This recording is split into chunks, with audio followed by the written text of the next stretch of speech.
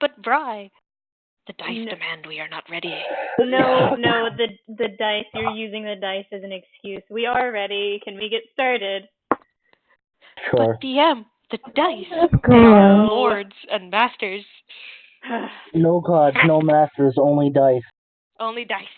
Yes. I've already started recording. Good. They get to hear us call our dice our lords and masters. Hi, hello. Welcome back to the Dice Show. Welcome this time back on, to my the pretty DM dice. gets increasingly frustrated with the party. It's a normal day. God, okay, All I'm saying is that if we worshipped our dice, we might not be in trouble. Oh, you're going to be in trouble one way or another. I've already taught you how to get forgiveness from your dice. This is all we needed. Oh my God. Okay, we're gonna. Okay, let's go on. Okay, guys, can I do the recap? Recap? Yeah. Only maybe. Yeah. Okay.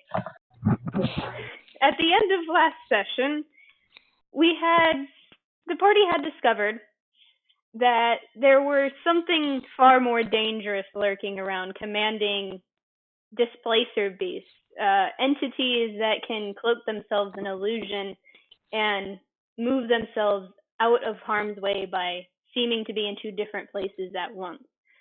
After a bit of an odd fight in a site of what was later confirmed to be a Cambion, a servant of a Nine Hells leader, they had decided to head back with the information that they had, citing Natali on her way back to the inn as well. After which, right before Lithera decided to call it a night, got a message from someone that she knew, and then tore up the script. And that's where we have it today. It is currently about 8:30 in the morning. I need Cole to roll a d20. Okay. 8. Well, sleep is kind of hard for you right now. You've been trying to avoid it by any means necessary, be it work or wandering the streets. You do notice occasionally an owl flying overhead.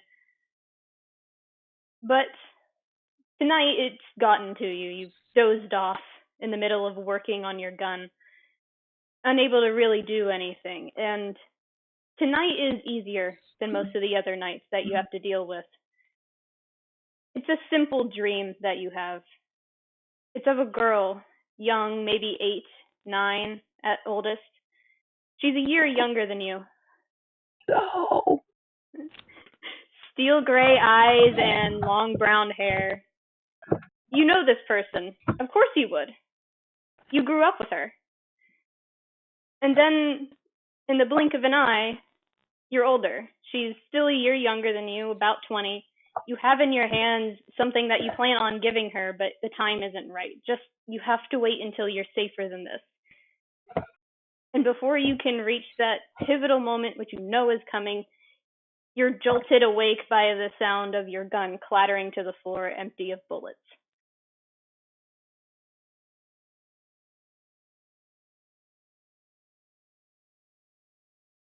It's a nice day outside. You can hear people chattering downstairs, and from what you see when you glance out the window, it's about early morning, 30 minutes prior to when most of the others tend to wake up. You feel a bit sluggish due to the fact that this dream, as always, feels more like a nightmare.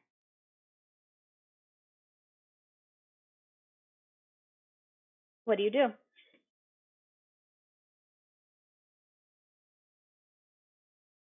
After he briefly recovers from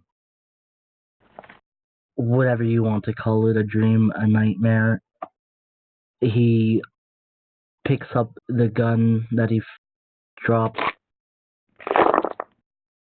He just looks it over again, sort of almost as if he's thinking over his actions. You look at your gun, and as always, the names on the chambers haven't changed.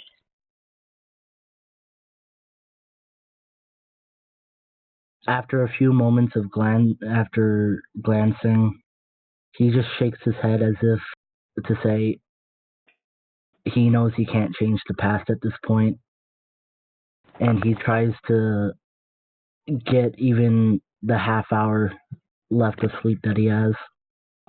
Okay. At this point, Lithera, you're the first one up. As far as you know, no one else has woken up. Okay. Are the effects from yesterday still upon me, or are they gone?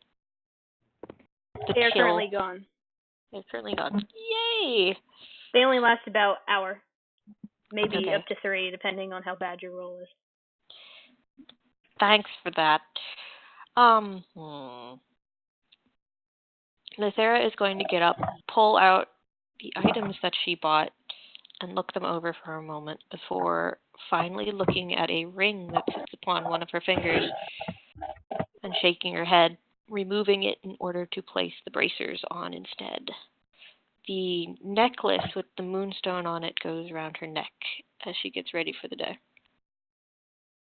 As you put on the bracers after having spent time with them, even though for a good while you were in a trance rather than sleeping like the rest of your party members, it feels oddly warm, like it's trying to be a shield without being one.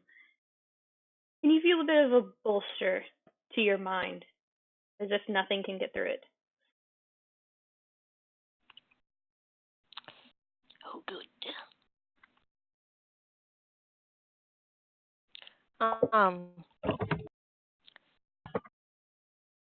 It's almost with a look of reluctance that she looks at the feathers today before donning them and heading out to get some breakfast and maybe call for breakfast for the rest of them.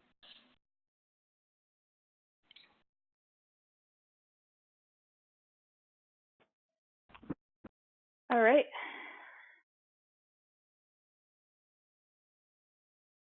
Natali, Niminue, and Cole, though it takes you a little bit longer to notice that there's actually someone speaking and it's not another nightmare or a dream, you all rouse out of reluctance, some of you a bit more weary than the others.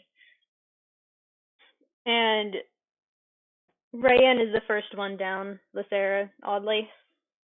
She tends to like to sleep in, but you see Raiann first, stretching as she walks down, trying to get some of the sleepiness out of her eyes. Hey, Lithera. Good morning. You're up early. And she rubs at her eyes again, as if she really doesn't want to be awake right now. I don't tend to get much sleep. I don't need it. Right, yeah. Right. And she takes a seat at the now normal seating arrangement for the party that has been set up for them. And who's down first? Niminue, Natali, or Cole? I'll tell you that it's not Cole. Yeah, Cole's going to be last. I've shown before that Natali is not an early waker, so That would be Niminue, coming down after Raiann. Do you have a specific way that you're coming down with enthusiasm, or are you sleepy as well?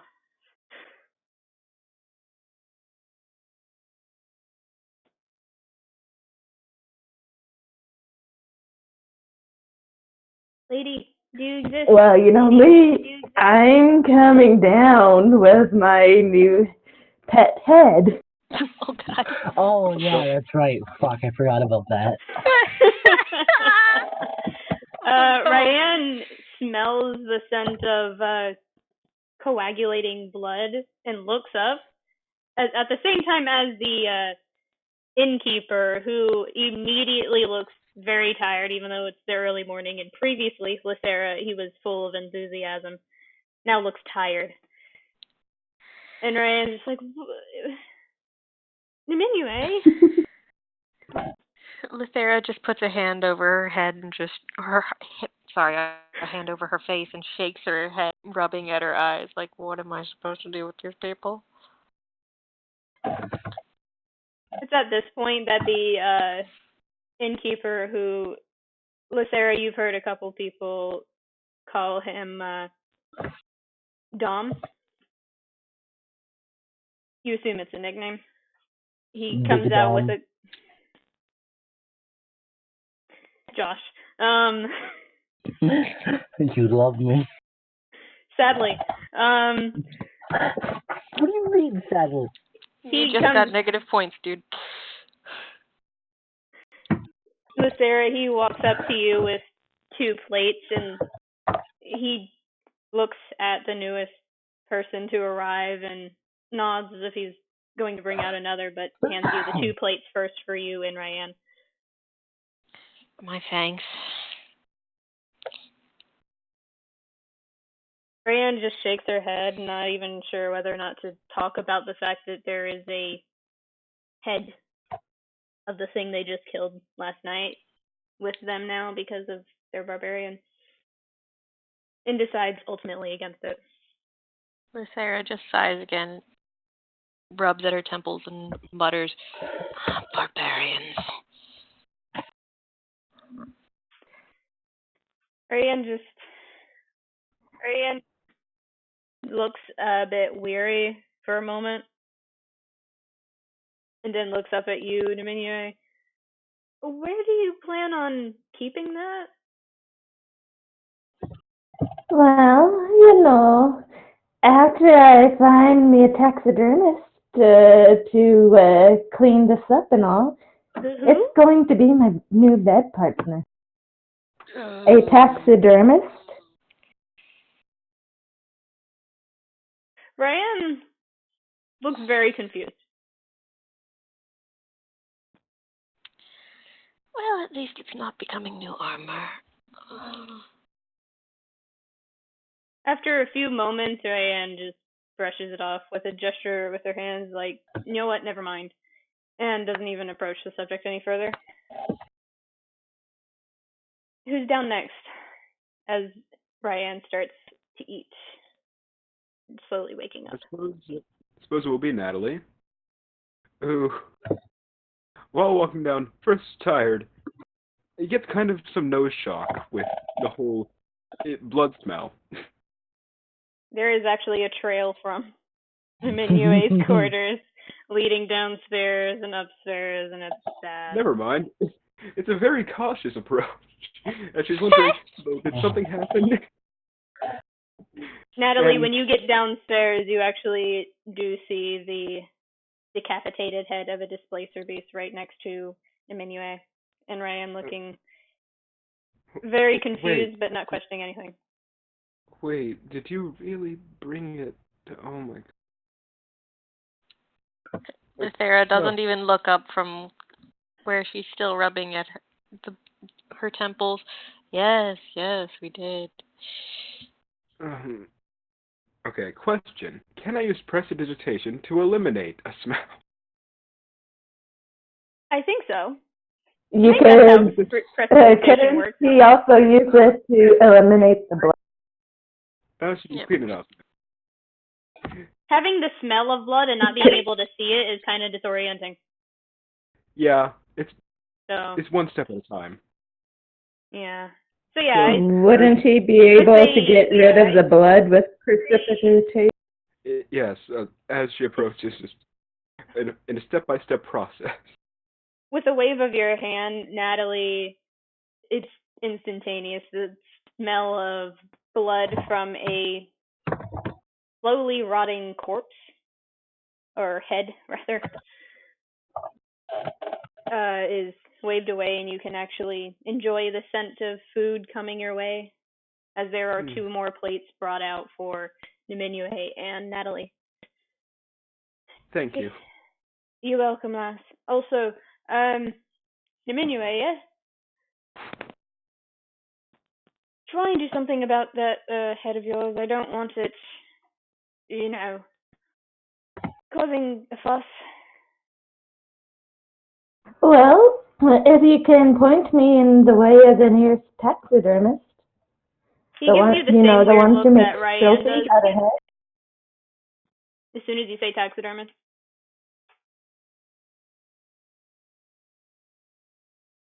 The right hell is a taxidermist, lads. A taxidermist is someone who stuffs heads like these to display over fireplaces and... Dom just gives you a look specifically like you've lost your mind. That And then says, sounds okay, he pats you on the shoulder, Lithera, as if to say good luck, and turns and walks away. Lithera just groaned. Cole? Eventually, Cole does start to make his way downstairs, but to the rest of the party, he probably seems very distant. Raiann looks up for a second, notices, but doesn't say anything, instead choosing to greet him with a friendly, good morning, Cole.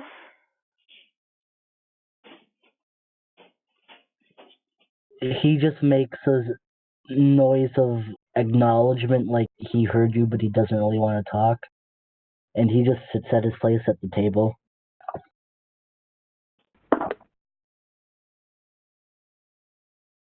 So, do you think we actually took care of that problem last night? No. No? No, we didn't. This is only the beginning. I did my own investigation. No, but at least we have proof of what we're up against that we can show this claim. And I point to the head. Raiann just shakes her head a little bit. Ah, yes. Because a rotting head is miles better than just bringing them to the bodies. Well, I did my own investigation of the place while you were there, and, well, the curses on the land are very selective. Those that would be the most important to the community were very much targeted by whoever's doing this, and I doubt it was the Displacer Beast.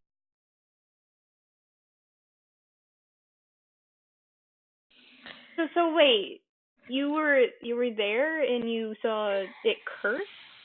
Does that check out with either of you? The land was, well, to put it lightly, it looked like it had been salted. Oh man, this is, oh jeez. Just, she rests her head in her hands for a second, like this is beyond her a little bit.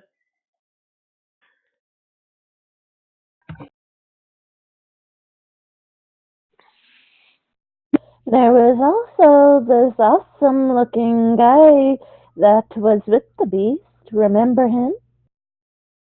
Right, the Cambion, I believe it was? Yes. Yes. That crazy looking guy. I don't know why he didn't attack, but he was friendly enough to wave and turn away. The thing about Cambion's Niminue, Raiann awkwardly scratches at the back of her neck, irritating a few of her scales and then wincing as she remembers, right, she can't do that.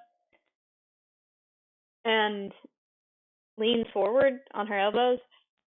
Cambion's sort of a higher lord, if I recall correctly. Either one of the 9 Hells lords or something from the Abyss.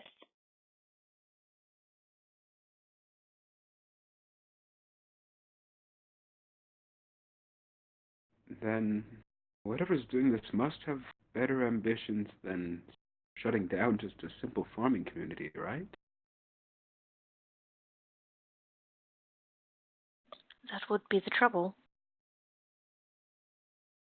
It could be a thing of misdirecting people's perception, I guess. That's true. Making them think it's a small problem and then it's actually larger, and by the time they notice, she makes a gesture with her hands like an explosion.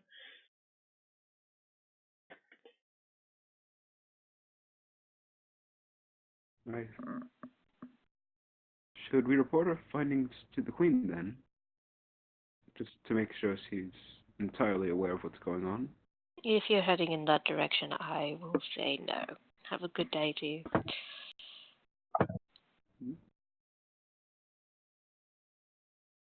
Do you not want to go see the Queen? Frankly, no. I mean, I get she was a bit shady, but I think she had good intentions, probably. Right. How to put this lightly? She is your employer, not mine. Enjoy your talk. I should go meet with someone. Oh, right. Raiann remembers what they were told by those of the Arcanum. We didn't get to tell you that Jocelyn wanted to see you. Apparently, they already told you somehow. Yes, messengers everywhere. Once again, Lithera rubs at her eyes like something has annoyed her. You don't seem all that pleased with it. I'm not pleased with much of what's been happening, but that's all right, I suppose. It's just how life will be. That's kind of pessimistic, but I get it. Always look towards something a little brighter. I get to see the sunlight and the moonlight. I'll look forward to that. Okay. So are you heading out now?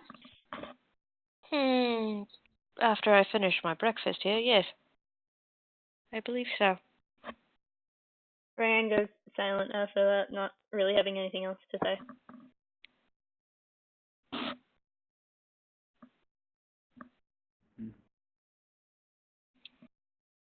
So after all of you spend a rather awkward silence after that, with Cole having not said anything for one reason or another, you all eventually finish your breakfast, and Lithera heads out first, as per her word, and the four of you left are, it's up to you to see what you do next.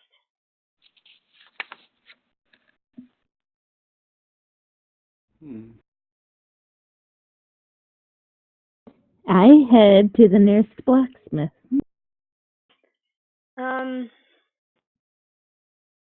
That would be the Living Flame Armory from where you currently are. About 15-20 minute walk from the inn. I take my head with me. Oh, God.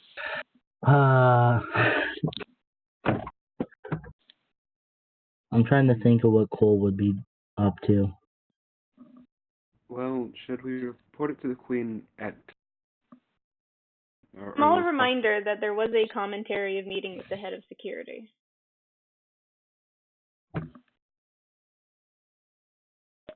That was an option for you from Jocelyn. A suggestion, more or less.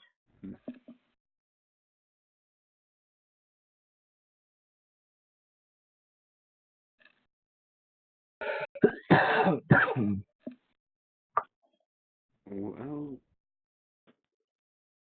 I suppose while we're all together, we could go down to inform the Queen of what's going on, and then do our own things after.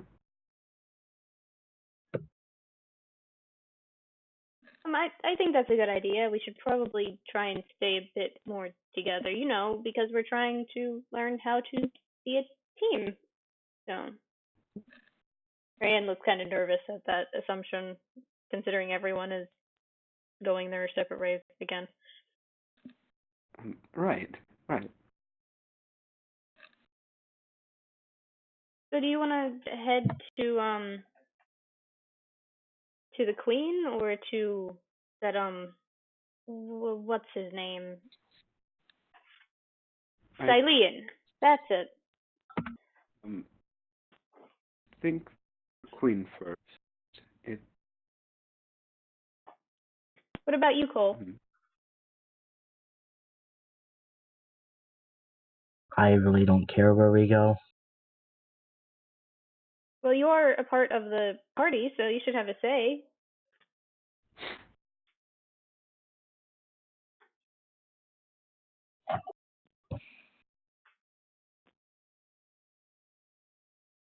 Raiann just shrinks away a little bit at the silence and...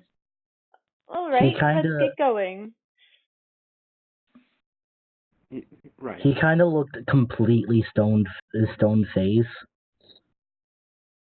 as they said that. So, Lithera, you're heading towards the Arcanum, right? Yes, indeed. Alright, so Cole, Raiann, and Natali, you're heading towards the castle, yeah? Mm-hmm. So let's start with Niminue, because why not? Why not? Here we go. Wrong. Just started off with a bang. Niminue, you walk up to the Living Flame Armory. People hesitantly usher you over there, assuming that you're trying to make armor out of what little flesh you have from the decapitated head in your arm. You can make a helmet. Mhm. You could. Especially for a gnome, that might as well become a chest plate.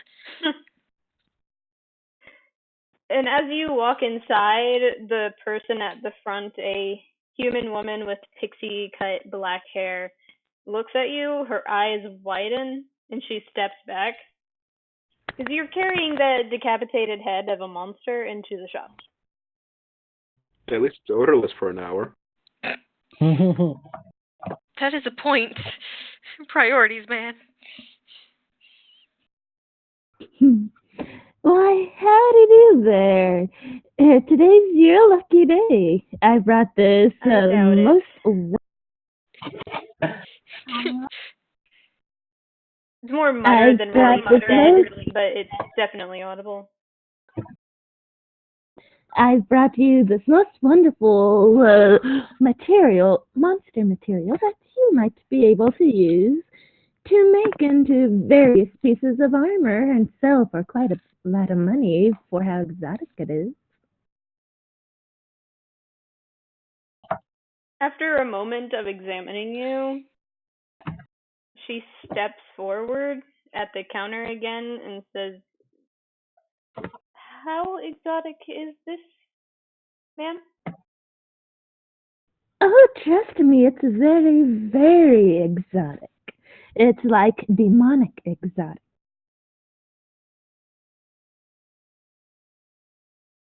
Please tell me there needs to be a roll for persuasion on this. Please. Accidental intimidation. Deception, actually. Oh, God. Because it is not demonic. That's true, it's a fiend.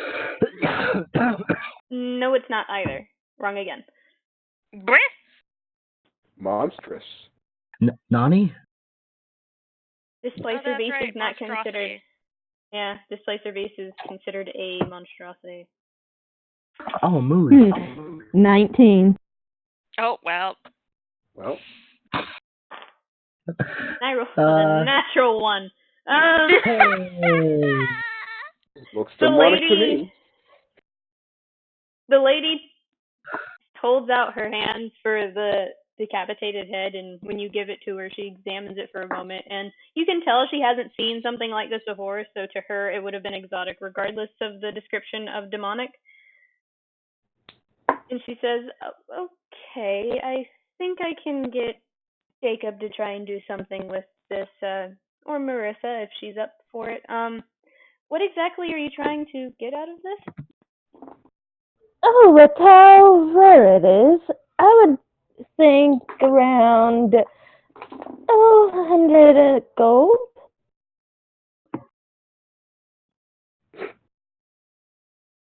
So One you want her to moment. buy it from you. One moment. I want to see if this is actually as exotic as you say. Marissa has seen far more than I have in the city. Monka And she W. sets down the head on the counter and walks back to a door, and she opens it slightly and raises her voice. Marissa, do you have a moment? There's an interesting customer that I would like your help with. And you hear a cheery voice saying, "Oh, of course. Don't worry about it. I'll be right out." All right. And she shuts the door again and walks up to the counter. Give it about a minute and a half. She was working on something for a higher tiered customer of ours, a regular. Hopefully you don't mind the wait. No worries, no worries. How much would you think this was worth? What do you say? I've never seen something like this, so I won't be able to put a price on it until I realize what exactly it is. I give a cat ate the canary kind of smile. She seems unaffected.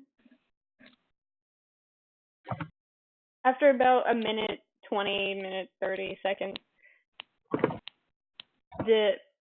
the dwarven female steps out again, who you assume to be Marissa. There's singe marks around the front of her hair, from presumably she was a little bit too close to the flames this time around.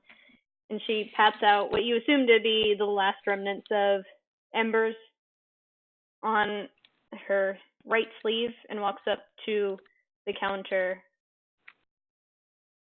and then sees the head.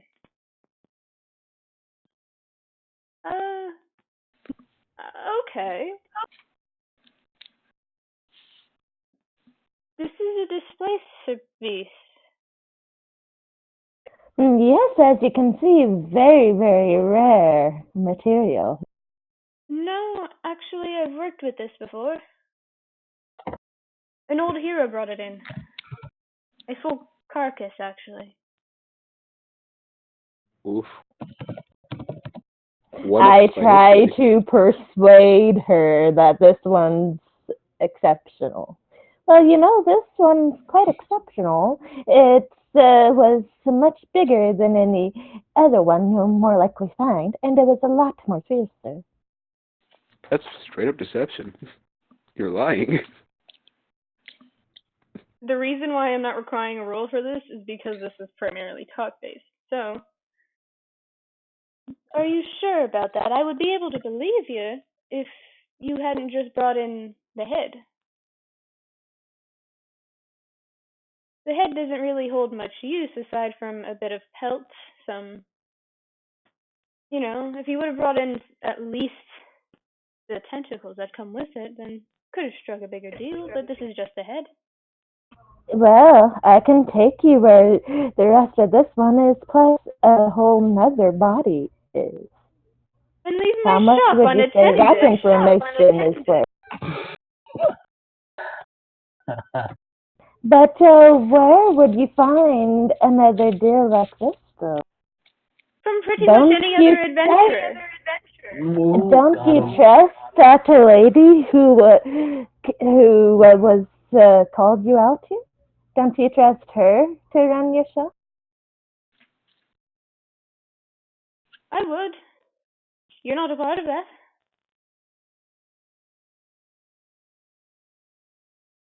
Look, I understand wanting to make a little extra cash, but it would have been a lot more helpful to you if you would have brought the body and not the head. Well, as you can see from my stature, how would I be able to bring anything more than the head? And I pointedly look up at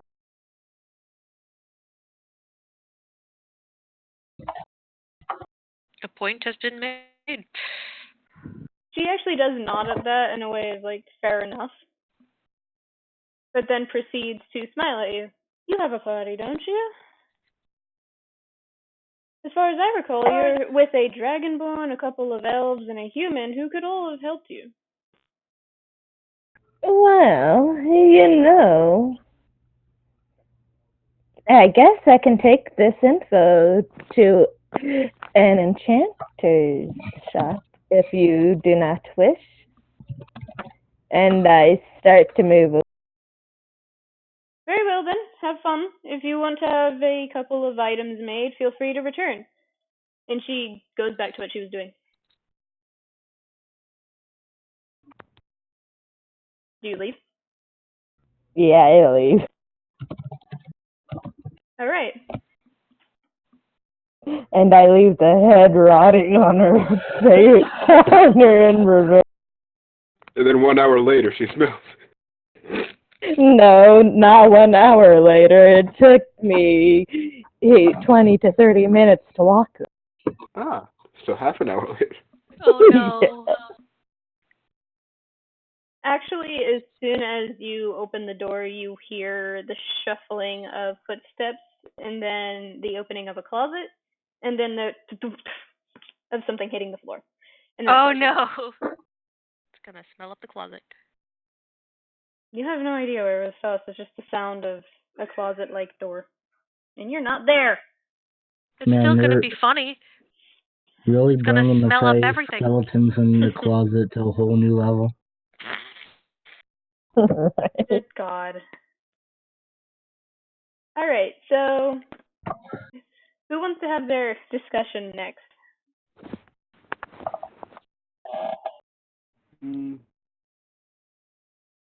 Discussion. One of you is going to the castle and the other one's going to the Arcanum.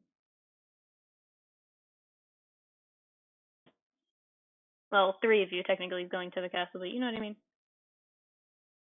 Should we ask who wants theirs last instead?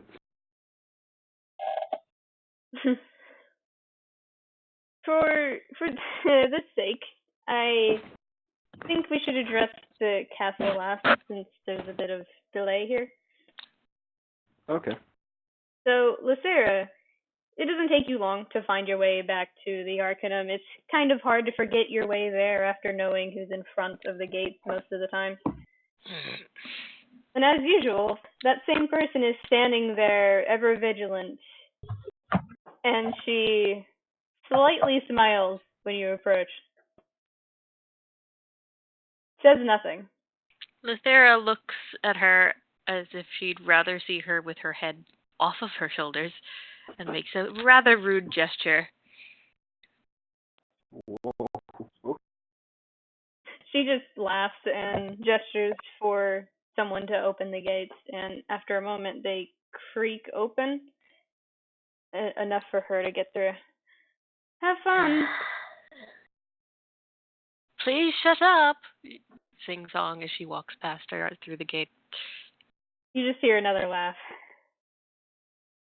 And then it slowly closes behind you with a creak and a slight click. As you go into the Arcanum this time, it is much duller in color than it was the time before. Probably because it's midday and a good number of people are around only to make sure that no one gets in, or if anybody that isn't supposed to be in there is promptly escorted out. But for the most part, it seems like lunch break for the people that are there. Mm-hmm. However, at the direction of Jocelyn, when you were told before, you head to the right instead of going directly forward, and the door there is much simpler than the rest of the establishment, just simple wood with a golden knob. It seems more ornamental than anything, as when you approach to try and open it, the door opens of its own volition, and you hear Jocelyn's voice say, "Come in."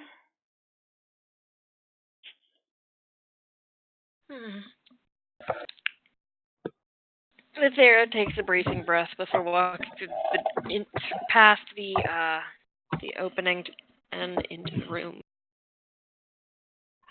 What you see when you walk in there is another magically enchanted study that looks like it was supposed to be a room for quiet study, or in some cases, judging by the portions of bookshelves that look like they were tried, like someone had tried to make them look like the carvings were intentional, but they aren't.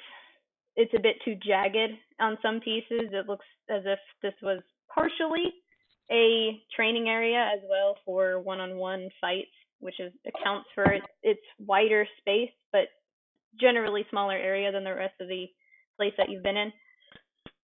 And there is a cluttered desk with a couple of books on the floor and papers scattered about. And Jocelyn peeks up over what she's doing and notices that you're the one that approached, and she shuts her book, sets it aside, and stands up. She looks a bit more haphazard than when you saw her before. Her hair is a messy, frizzy mess of curls, and it looks singed at the edges with some strands blackened from perhaps fire spells gone wrong. And she smiles at you a bit awkwardly. I didn't actually think you'd come see me after our last talk. But by all means, find a seat if you'd like. And it's kind of hard to, considering there's a bunch of books and papers scattered everywhere, even on the seats. But there is one that looks relatively recently cleaned off, like someone else had come here before.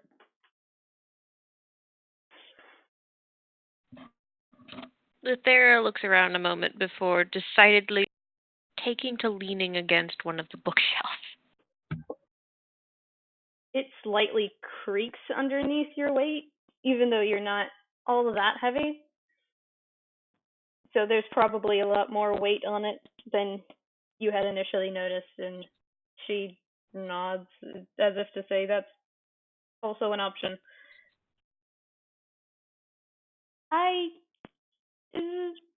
Okay, I was a bit of an ass last time we talked. I realize that. An eyebrow arches rather high. Not saying anything. Yeah. Someone told me that I should be a little nicer, and you get the feeling that you know who told her to be a little nicer. So, what specific questions do you have in mind? I'll try and be a little less rude this time around. That would be helpful. Thank you.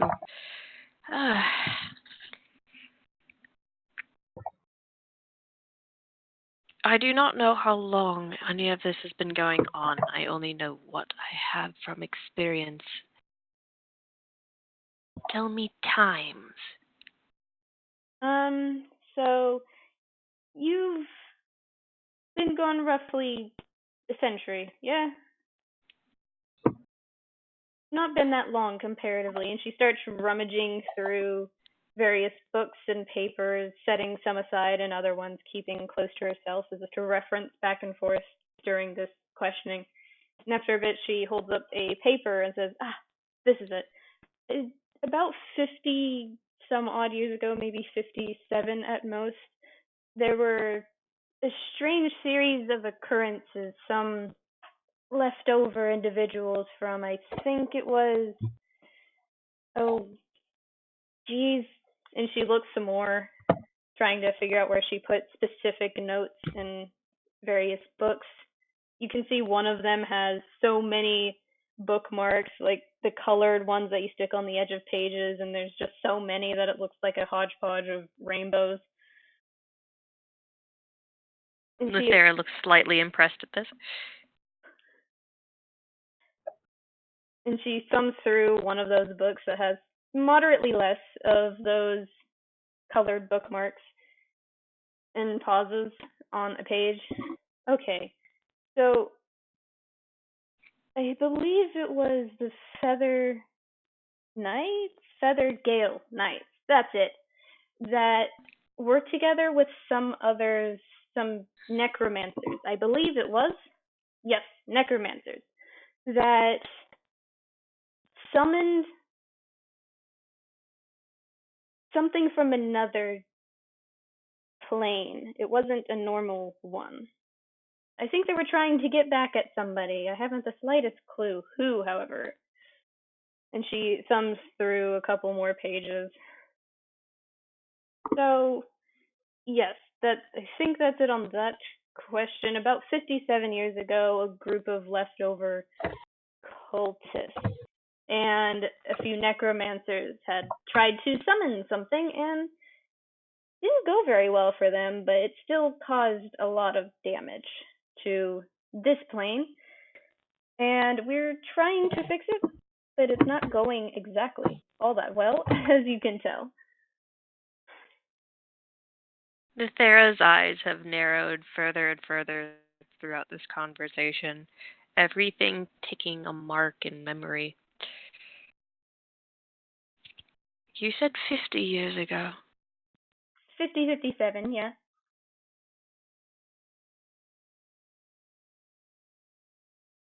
Lithera frowns a bit. Tell me, when was the last time one of my fellows was alive? What were the name of your companions? The records vary, aside from you.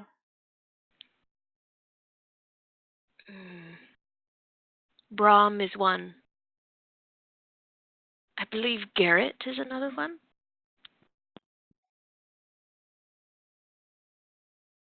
She sits there for a moment in thought. Brahm, I think his bloodline is still around, but he hasn't been around for about 62 years. Lithera nods slowly. That puts the timeline right. It seems our job was not done.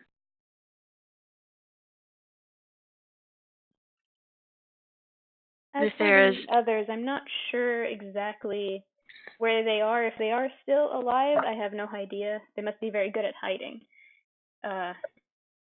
Some of them might have been killed and we don't know about it, but as of right now, we have no idea if the rest of them are alive or dead. I'm sorry. Considering who or what they are, they're dead at about that same time.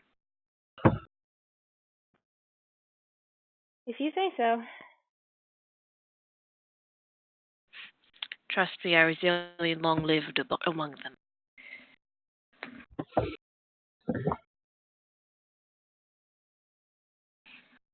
I can only hope for their bloodlines.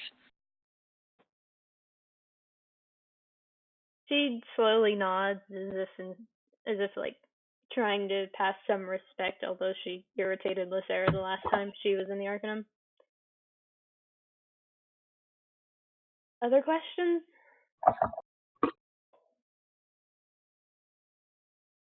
No, this gives me an idea. And it does explain why the planes are going a little bit sideways. Lithera looks deep in thought as she crosses her arms over her chest. The planes? Do you know more about this than I do, Lithera? Let's just say I have a little experience with. Care to explain? Lithera seems to consider that question for a moment, looking up at Jocelyn as if she's curious about something before finally nodding. Yeah, it's actually me, guys. You got him. How dare. Fair.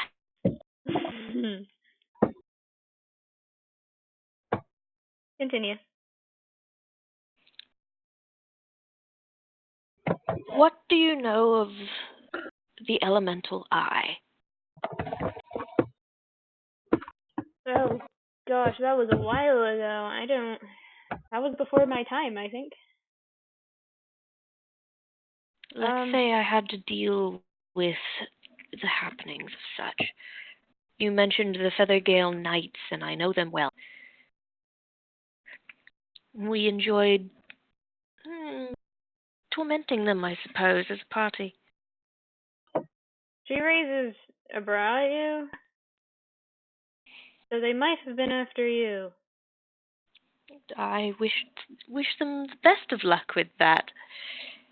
I doubt anyone could have gotten to me. She looks at a loss of what to say because this is kind of over her head at this point. She doesn't know a lot about the whole elemental chaos that happened before. It's mostly recorded history, and even then, there's not a lot to go on aside from the last heroes. Is there anything specific I can help you with, or was that all you needed answered?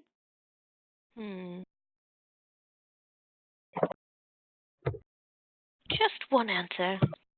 And Lithera smirks for a moment. Those old books mentioning the Feathergale Knights and necromancers. Was there a lich among them? No, but there was a mention of a lich trying to intervene. Renwick. Lithera looks even more thoughtful now.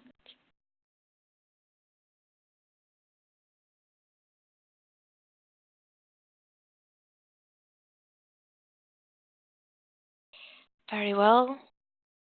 I think you've summed up a couple of things for me. However, the goings-on right now, do you perhaps understand that it's ripping apart the threads of the planes?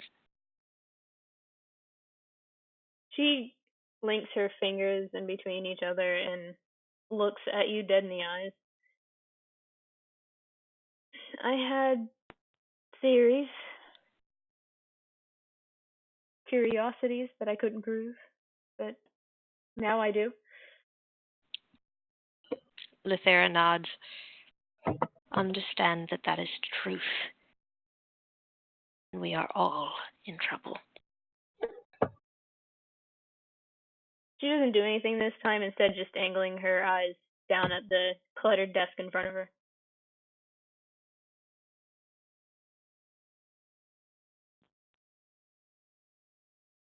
Then it seems like we have work to do, huh?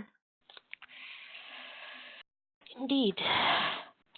Hopefully we will be able to work a little easier together in the future. She chuckles softly. Your friend was a lot nicer in terms of interrogation.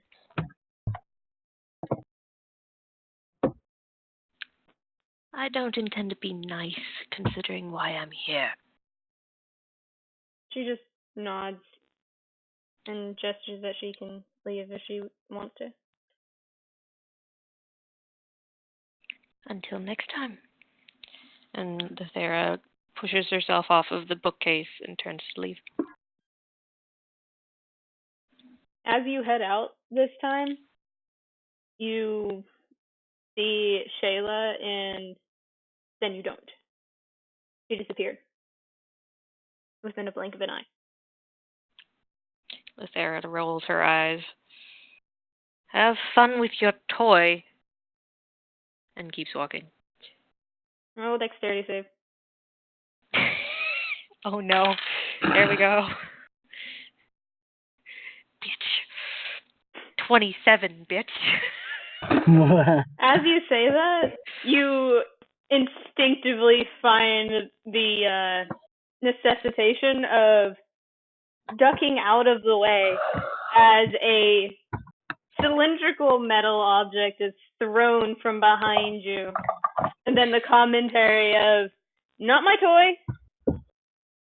I am being a good friend. Go away. Lithera just chuckles and goes, so you say, but your actions say otherwise. Bite me. I'm going to tell Mom. Good luck. have fun with that. Now go He flips you off. frolic.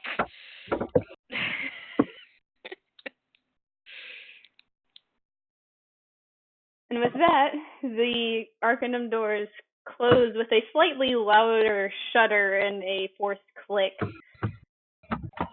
Lithera chuckles as she continues on her way. So, Natali, Cole, and Raiann, you have made it to... God, I hate you. You're welcome. I love Natali, Cole, and Raiann, you three have made it to the front doors, the gates. As soon as you approach them, the guards realized who you were and motioned to open up the gate, so it was no problem. You get to the front door, and before you can be let in, the doors move with a sort of speed that isn't allotted to doors that large. And there's a dark-skinned woman with ears that have divots in them that look like some parts have been cut or injured from previous fights, with bright silvery blue eyes and pulled back, you would assume medium, not too long, silver hair pulled back and in a messy bun. She's in the same colors of the kingdom and with a loose robe about her that gives off the sensation of an arcane specialist. And she looks irritated for a moment and she calls back, "Listen, if you can't get it through your thick skull that you're having problems getting everything together, then don't come crying to me when you get yourself psychically taken over." And she storms out, not even acknowledging the three of you. And then you hear another deeper voice. "No, DeVary, it's not what I meant. Damn it." The other person doesn't step out. Raiann just looks at the two of you like, should we come back later?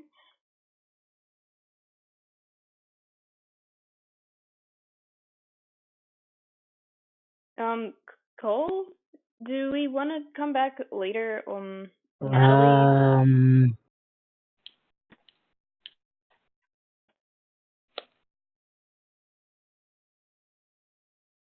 No. Yeah, maybe we should come back later. Yeah, it seems like there's problems, just a little bit. Oh man, Natali, I think we should try and report what happened last night in a parchment rather than coming here ourselves. It seems like there's problems happening. And at that moment, a well-armored individual in refined, polished gold armor, it has a golden sheen to it rather than actually being gold itself, holding a well-decorated javelin and having a sword sheathed at his hip. He looks distraught to some extent. He has pale skin with a couple of scars across his face that look well healed over, but they were deep enough to get something, and one of his eyes is a bit glossy. Black hair that falls to his shoulders currently, with a ponytail that is not really doing its job. Presumably from being rushed around constantly. And his right ear is slightly damaged, though there are golden finery hanging from it, from elven design. And he sighs as he steps out finally, pinching the bridge of his nose. with his free hand. And then he sees you, and he immediately gets his composure. I'm sorry, that I didn't mean for you to see that. You're here to see the queen?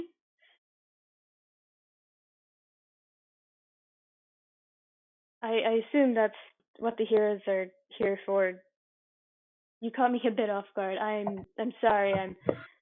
I'm Cylene Avarn. I work security around the kingdom.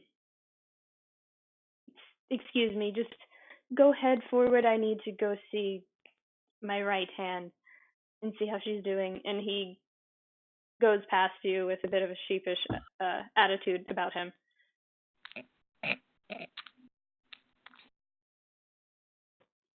Cole just looks back for a second, sort of does a half shrug,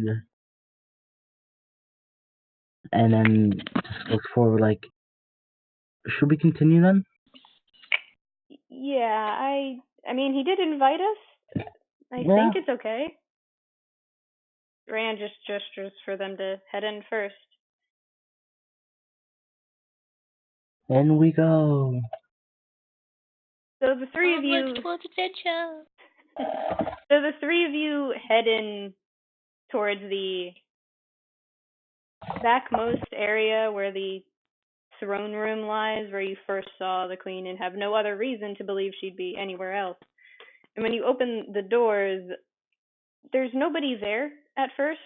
Not that what you can see, since there's no fanfare nor guards aligning the carpet this time. Instead, after you step in, it seems as if on cue she shows up a little bit more disheveled than the last time you saw her. Her hair is down currently, though it seems stricken with a bit of wild color that is glowing with a bit of arcane nature. And she composes herself before all of you fully step in and the door shuts behind you. And she takes a seat in her throne as if she doesn't look like a hot mess right now. Can I help you? Is there something you need to tell me? Bit of a heads up would have been a bit nicer, but go ahead. Cole just kind of gestures to the other two, like, I'm not the talker of this group.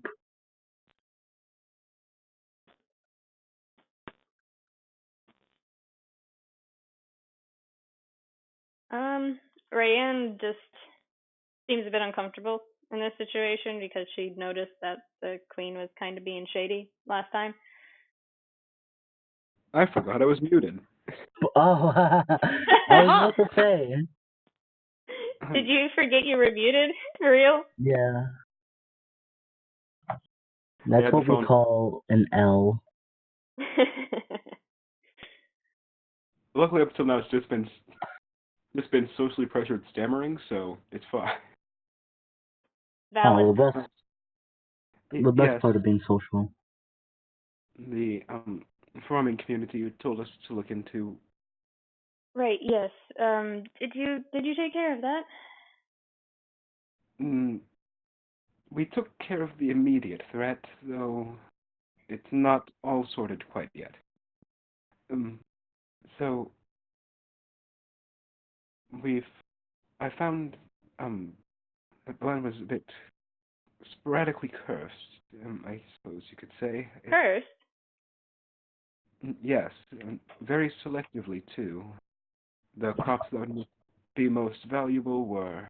As you're talking, the door on the left side of the throne room opens with a barely audible creaking sound, and someone in rather dark clothing, but still in the same color scheme as the kingdom, walks up to the queen, who leans over a little bit and then gestures for you to keep talking as the other person is relaying something to her.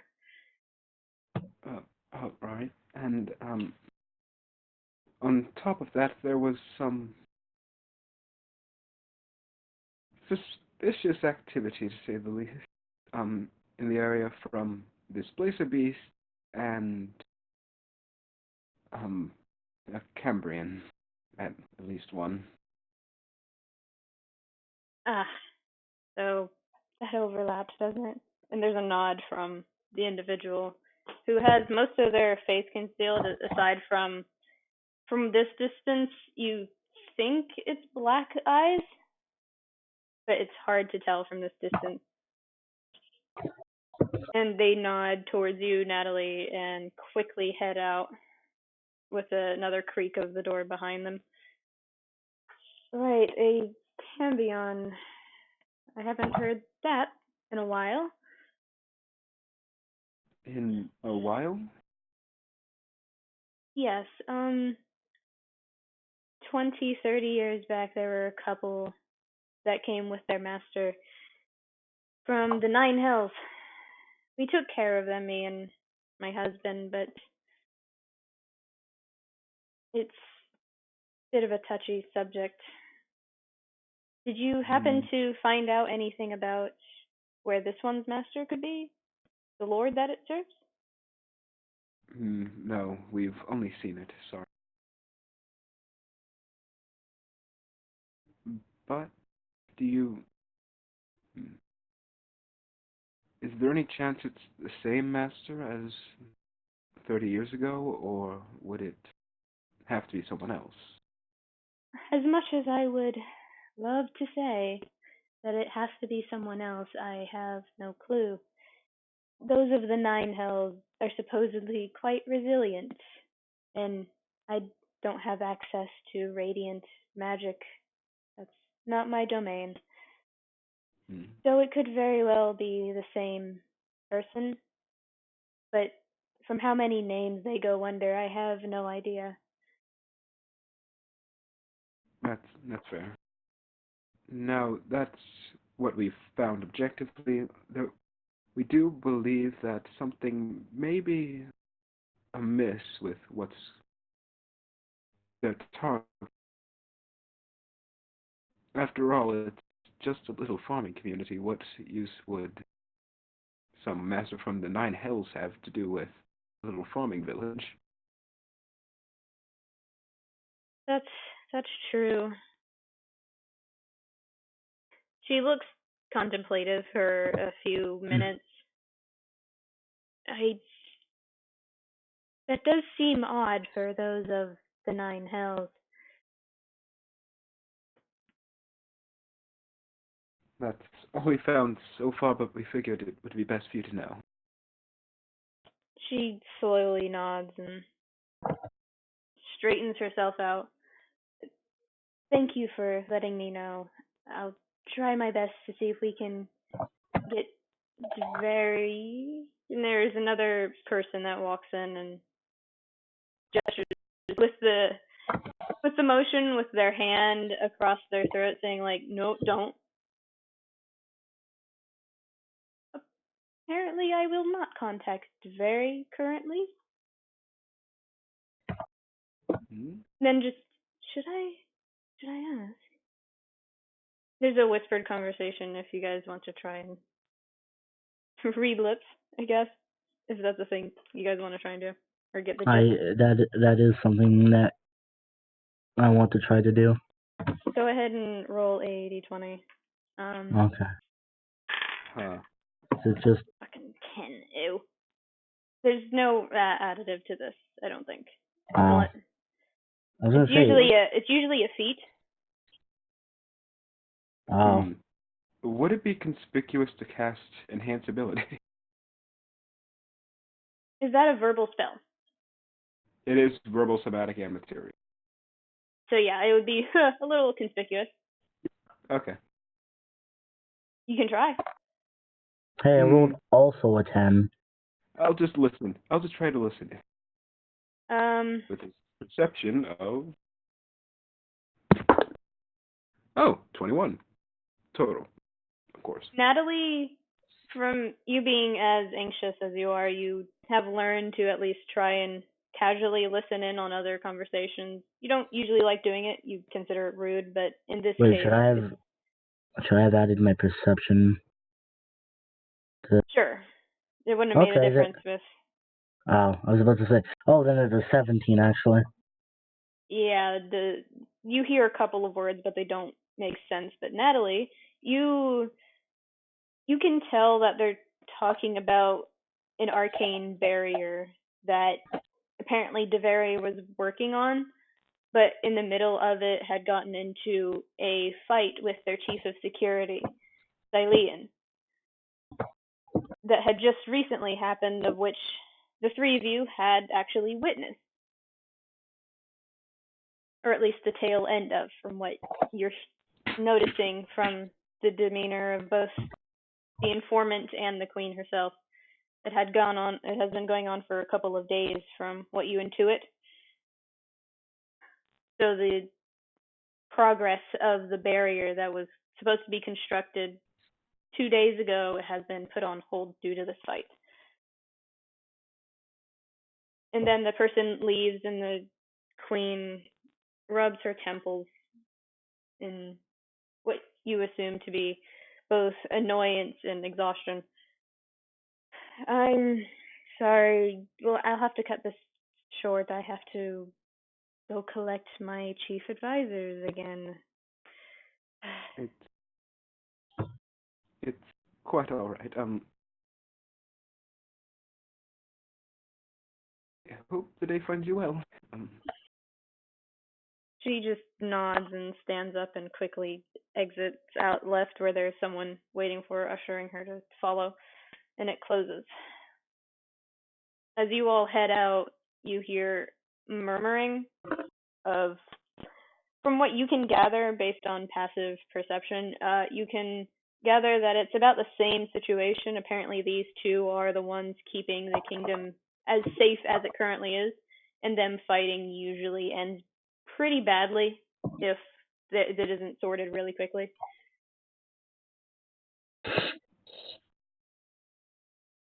But as you head out, you see that the gates to the front haven't yet been closed from when you had entered before. The guards there are no longer present.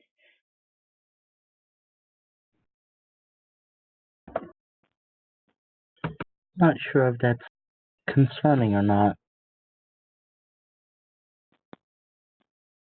I don't think it's a good thing. Raiann just laughs to herself kind of awkwardly. Well, there's a lot of milling about, I guess, so not too unexpected. That's true. Should we try and get someone to close these? Can't have people sneaking in, yeah? Yeah. Yeah. I was looking for all the excuses to use my spells because could I locate creature agar?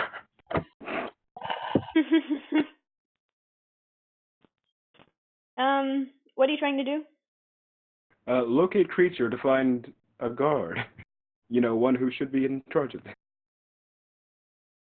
Yo, I wish my gun had locate creature. Oh, it does. It does. You're right. Natali, you drop to your knees and put your hands on the ground trying to find the nearest guard. And it doesn't take you very long. It just seems like this particular area isn't being watched right now. The guards that are stationed every 30-35 feet to give a full dynamic of where everything is and where everyone could eventually end up stationing. It just seems like this area in particular has been evacuated by the guards that were there before. They don't seem at all bothered or moved by this, as they are in the same place as when you noticed before.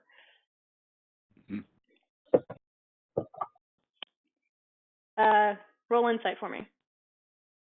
All right. Insight. Okay. Well, that's a 7. Seems like a normal day to you. This is fine. You don't know all that much about royalty, so maybe this is normal?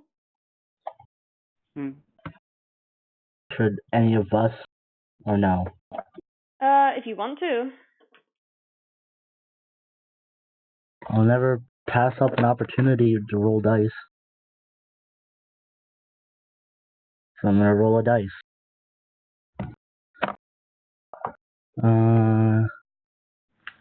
That's a 13. You get the feeling that, though this, from what you had intuited from the murmurings and the whispers, to be somewhat normal for the two of them, you have a feeling that this has put people on edge, though you don't know exactly why. There's just a feeling in the air, like tension. So I'm going to actually roll. That is a natural 18. Uh-oh. The DM rolled high. Oh no. That was actually for Raiann's insight. Yay. Raiann looks nervous at first and then turns to the two of you. This isn't normal. They said the chief advisors, the head of security and the other lady. I think those two were the chief advisors. I don't think this is the time for them to be fighting. It's too tense around here. It feels like the moment before an ambush. So, should we try to find them? I mean, I don't know. we could. I don't know if they want to be found currently. Yeah. And I don't know what we'd say to them even if we did find them. I mean, we are technically the heroes around here, right? Yes, but this seems to be a personal matter. I guess.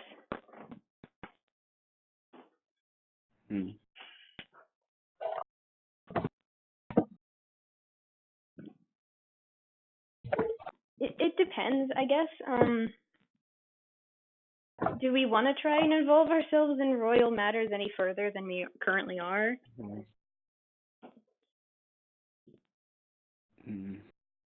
You two are free to do that if you please.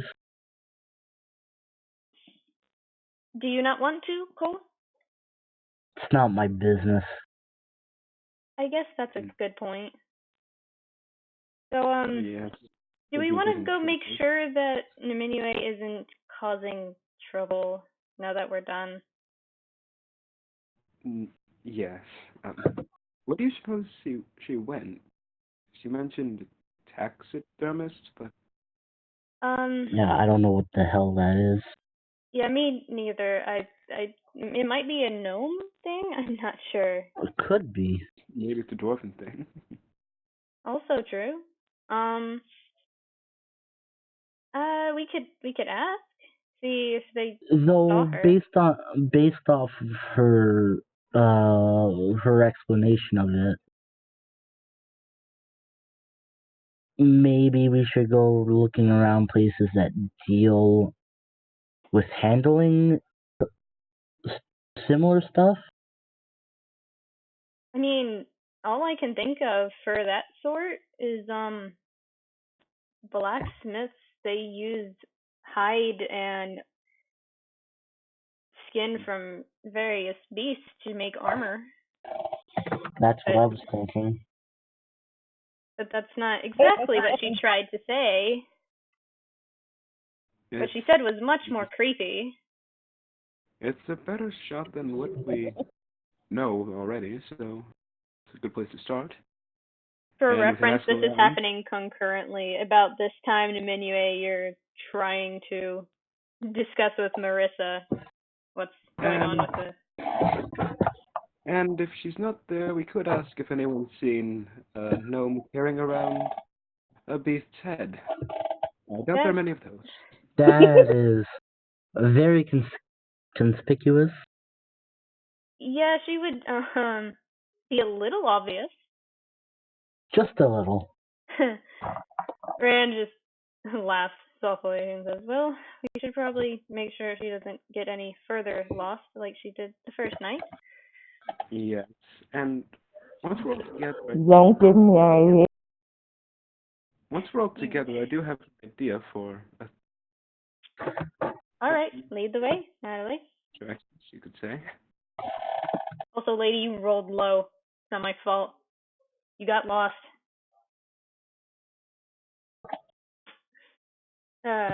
So Cole goes to agree with them, like, yeah, lead the way. And he almost goes to say a completely different name.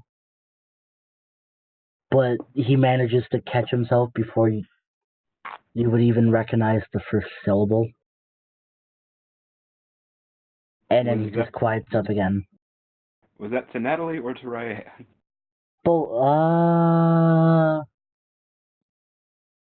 how badly do you want to screw yourself over, Josh? I mean, they're both wise. Let me take a sip of this tea real quick. I say to Raiann because that's who he was talking to. DM me the one in particular. Oh, are you talking about? Okay.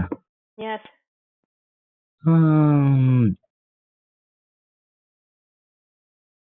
Regardless, Raiann gives you a weird look, Cole, and then gestures to head on, Natalie.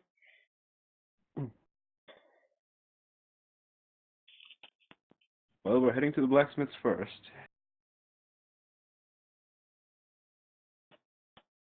Roll intelligence for me. Oh, all right.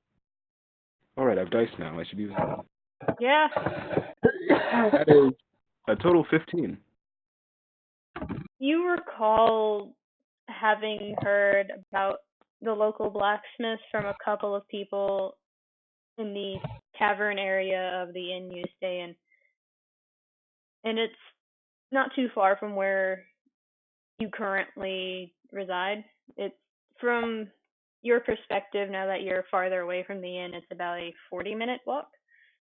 But you know where it is because of how much has been talked about and how the person that runs it is well known and well liked, both for her awareness of the actual good armor and the ability to build said armor if you do not have it.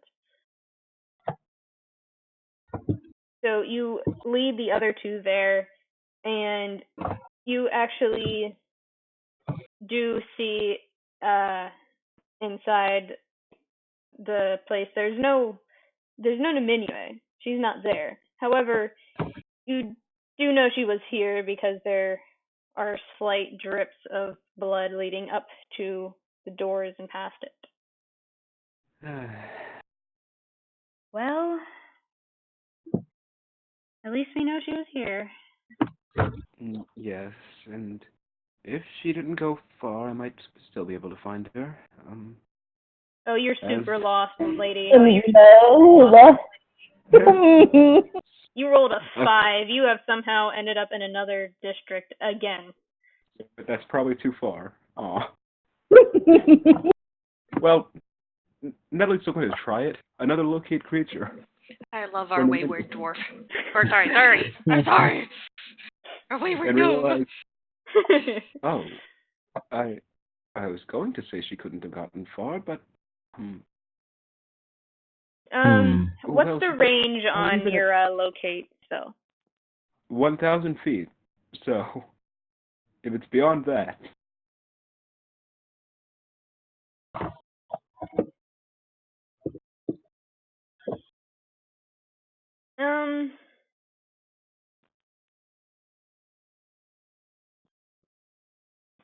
It's basically like one-fifth of a mile. Yeah, it's like 1/5 of a mile.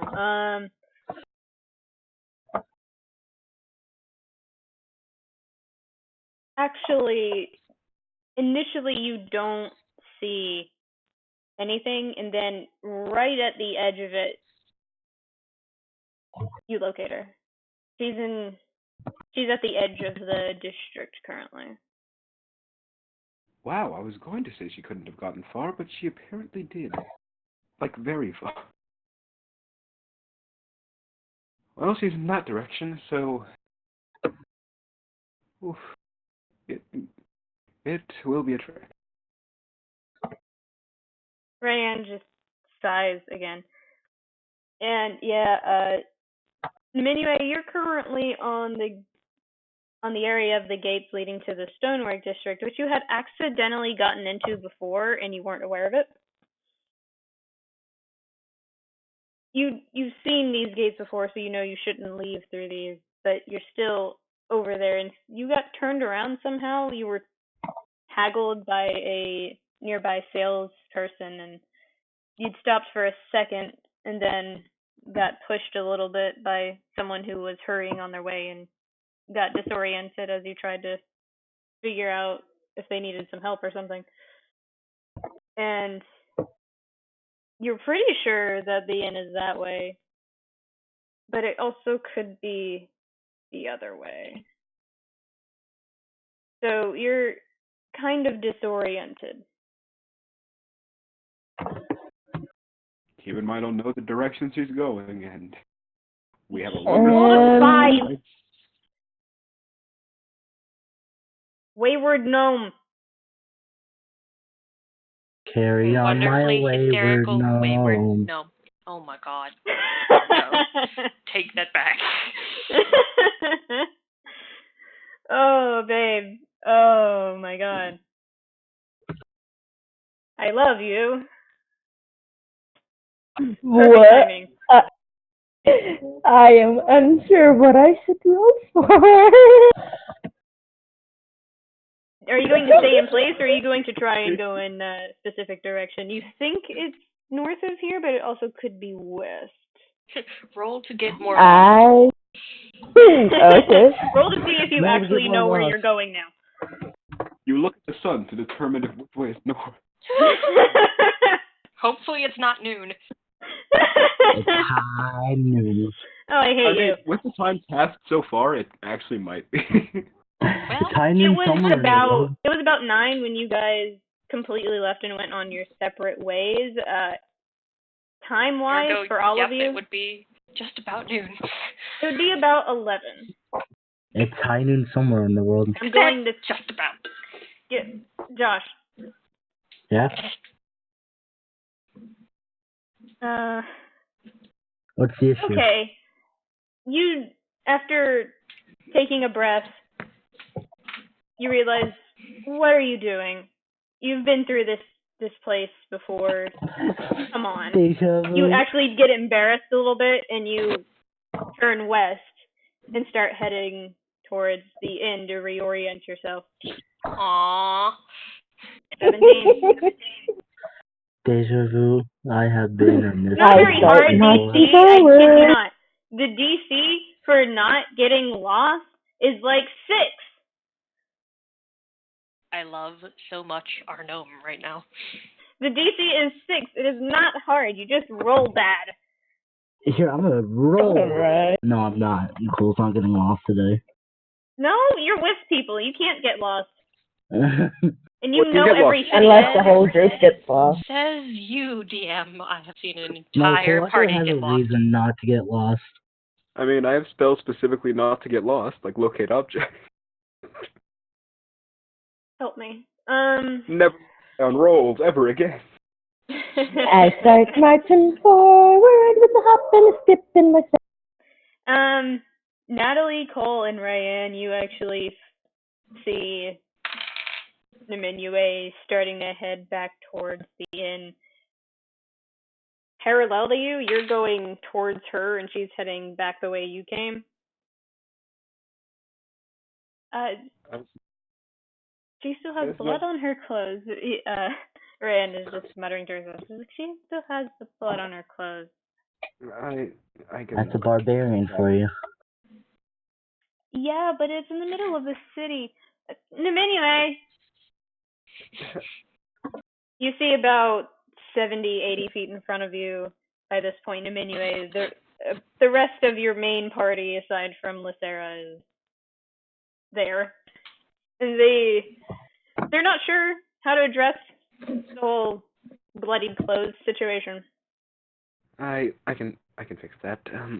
Prestidigitation. Clean in an object. I love prestidigitation. It's just like, oh, let's get rid of that. Multi-purpose. It's the Harry Potter fix. Yeah. With another wave of your hand, the blood on Niminue's clothes disappears, and though it still has a little bit of wrinkles from being curled up next to a head of a displacer beast, it's clean now. It doesn't look like she went out and killed somebody. Aw, darn it. I no looked longer down. looks like a proper barbarian. Aww. She has lost her advantage That's to what you intimidation say. A rolling. proper barbarian should have blood on. I agree. In the middle of If the you really city. want, I can undo it, but you probably shouldn't. How dare No, you right, intimidate people? That's What my have job. you said? Lithera, are you going to try and find them, or you headed somewhere else? Good damn question. Actually, on second thought, Uh-oh. Oh dear. roll perception. Uh-oh. Perception rolls, I love those.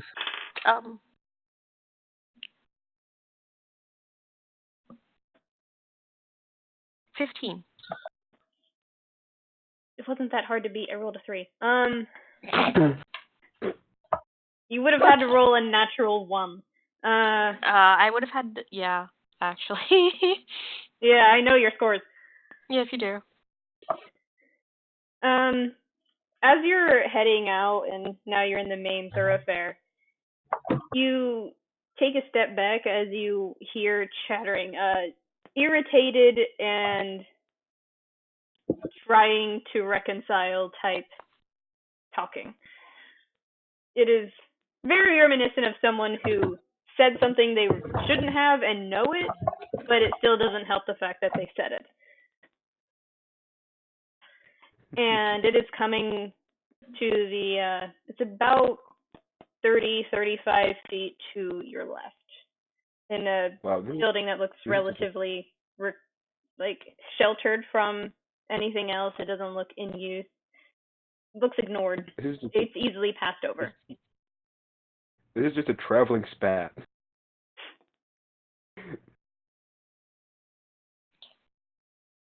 Lithera sighs before looking upwards as if she's looking for some sort of celestial body for some sort of guidance before wandering towards the noise.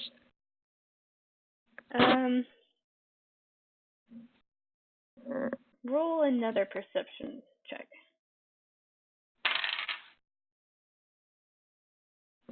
Do you want me to give you this one? I told you to roll. Okay, 24.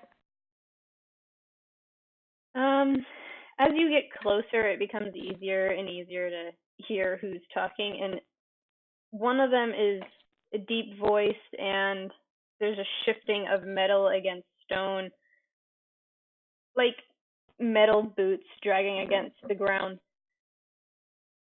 And there's another irritated, higher-pitched voice saying very specifically, "Don't start with me. This is not something I'm going to budge on." And the deeper voice says, I know, I just needed to keep face for the other dignitaries. Just please, I'm not trying to irritate you further. We need to get things done. And it doesn't seem to help, as the irritation only grows in what you assume to be a woman's voice. "Oh, so now it's my fault that you're the one that ended up doing exactly what you said you wouldn't do. Again, it's my fault? No, it's not. It's not what I meant. We just need to get things done before it happens, okay? Just, please, Javeri, don't do this. Can we just go back to the castle? The heroes are there. We kind of made a fool of ourselves." Do you think I care what the heroes think of me? If they want to talk to me, they can find me. It sounds like this isn't going nowhere. This hole is just getting dug deeper and deeper everywhere they go. Lithera quietly rubs at her eyes for a moment before sighing and stepping into view. Perhaps I can be of some use and guide you on whatever path you need to find. Both of them turn to look at you now, and Lithera, this is the first time you're seeing both Cylian and Deveri. Deveri looks a bit more ready to throw a punch towards her compatriot currently. And though he is talking with a formal air and steady hand on his javelin, he looks meek, as if he knows he dug his own grave. And they both look at you with surprise, and then Deveri crosses her arms over her chest, jingling some chains that the others didn't see before. They look like claws against her fingers. There's nothing that I need guided on. I already know what I'm doing. You need to help him. And Cylian rubs at his temples. I'm sorry. Can I help you? I think the answer is, can I help both of you? What is going on?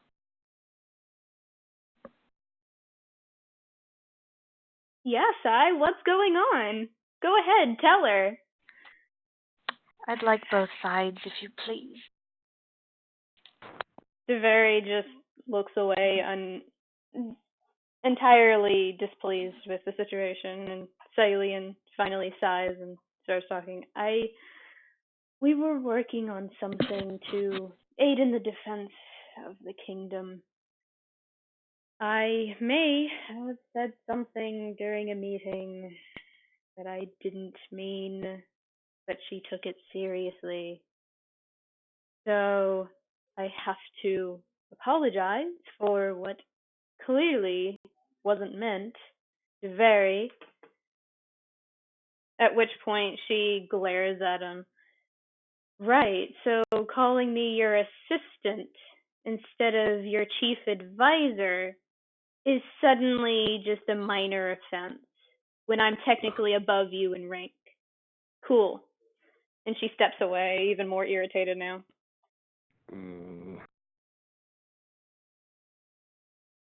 That's not...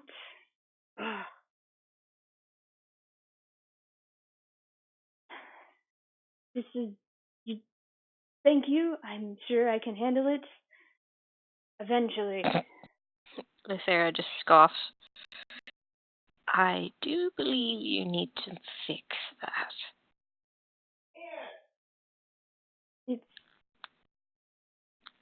What do you suggest, then?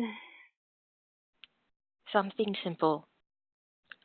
Show that you see her as equal in front of the group. At least equal. Come to at least that much. Allow your pride to drop. Just a little. Don't be surprised where it can get to. He seems taken aback by the very assumption that he doesn't view her as an equal.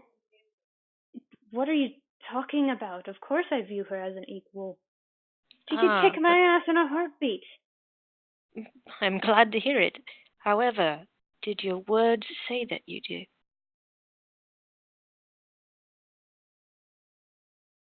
Hopefully. He looks nervously towards Deveri, who is still very much irritated and borderline ready to storm out again. I guess I wasn't clear.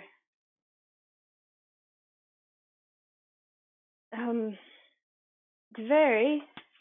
She isn't listening at this point. Still irritated. I think I dug my grave a little bit too deep this time. No, just a few feet. Lithera turns to Diveri. "Milady, if you please, a moment." She looks at you with clear agitation, both now towards you, who has gotten involved, and towards him, who has still not made amends the way she thinks he should. Lithera bows her head a little bit. "I may not know much of the situation. However, I understand words can cut much deeper than a knife. Would you give him just a few moments?" Fine. Not good with words to begin with.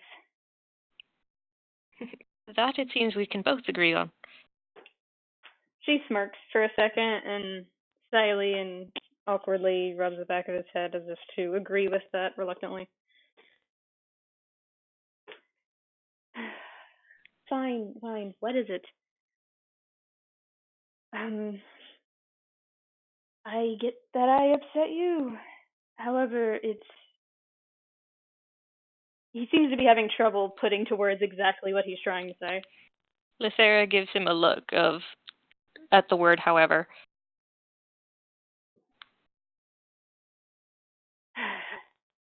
I do view you as both my equal, as a friend, and as a superior in rank. I was merely trying to appeal to the better judgment of those we were dealing with, and I understand if that holds it against me for however long is necessary, but our jobs, the people we work for, come first.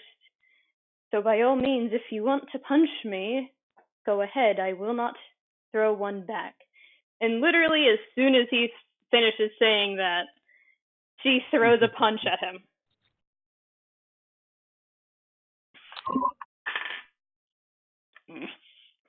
Please Oh my crit. God.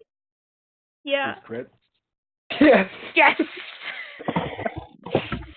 There is a oddly disproportionate crack for someone who looks so frail in the way that she has dressed and the way that she moves about.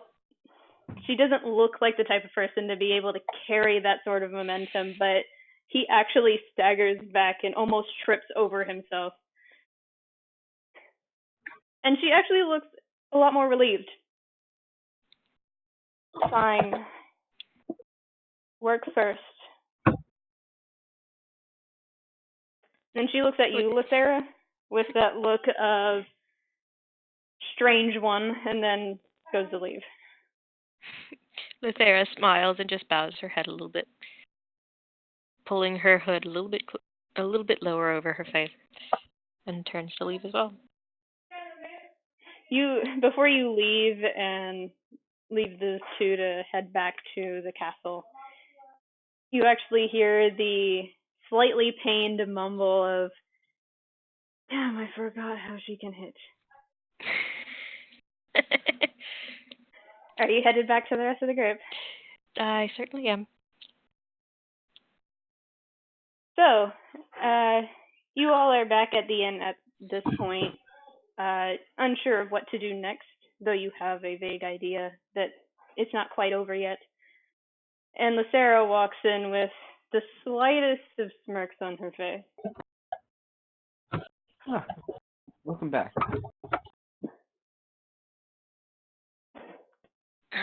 Good to be home. You seem like you had a good time out there. Let's just say I helped guide a path, and the ending result was rather entertaining. Lithera lifts a hand up and rests a few fingers on top of the stone pendant.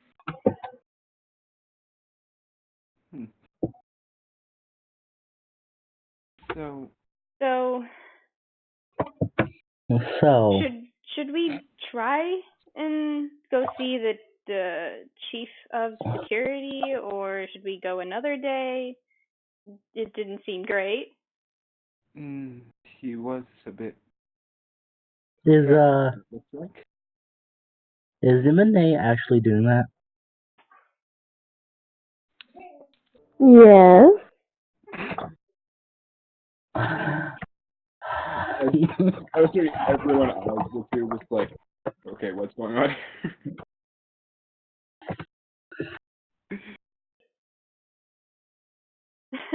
Raiann chuckles a little bit.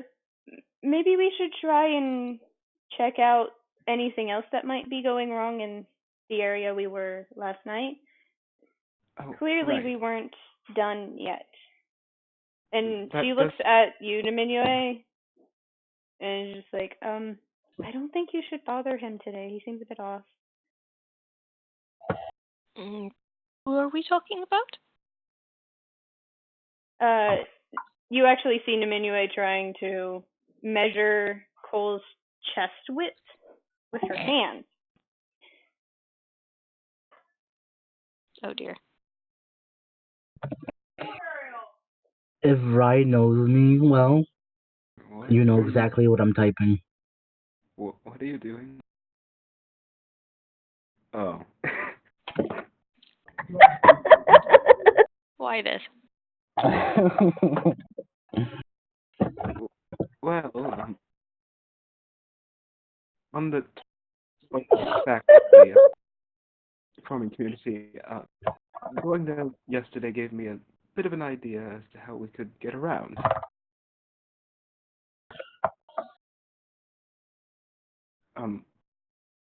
Since obviously we'll be moving around a lot, traveling, I was thinking just going by foot is a bit slow. And Slow.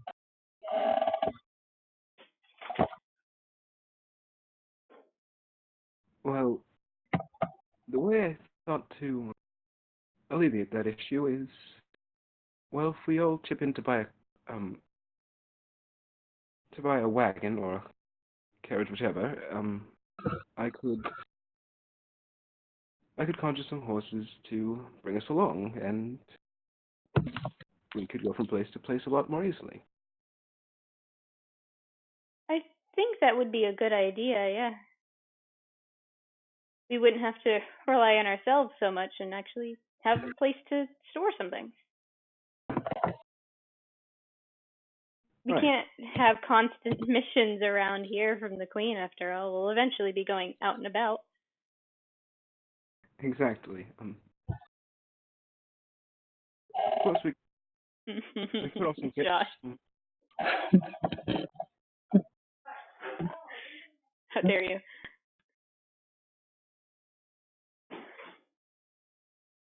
Of course, we could also just get our own horses, so I don't have to conjure them every time. But I just wanted to see what you offer. But I don't know. I much prefer the walk. I mean, it would be easier if we had to take a rest at night and we wouldn't have to hide or try and silence any animals.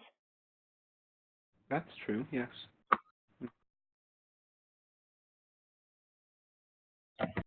At this point, you all see Niminue sketching out something like a harness. If you are planning, you? Oh, sorry. if you're planning on trying to ride me with that, don't. Raiann snorts a little bit. I just give an angelic half grin and keep sketching away. Lithera rolls her eyes. I'm not stopping him. I hope you understand this.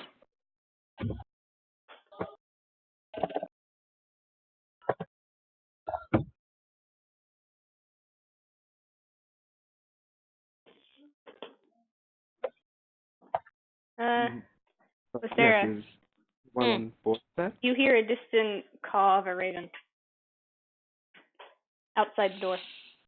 Lithera sighs. Pardon me. And she heads towards the door. Cole, you also hear it. Yeah, that's gonna get him to tense up for just a moment.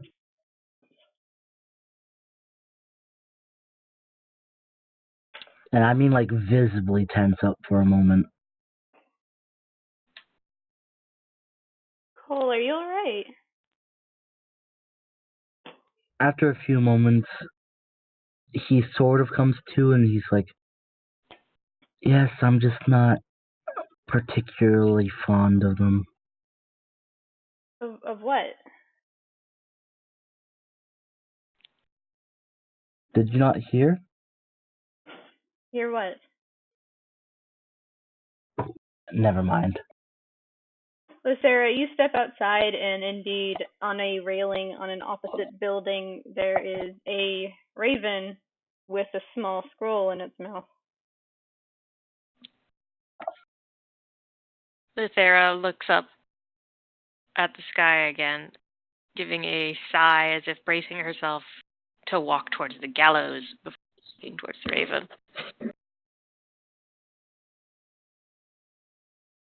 It hops a little bit to the side and then back to in its place, like it's impatient.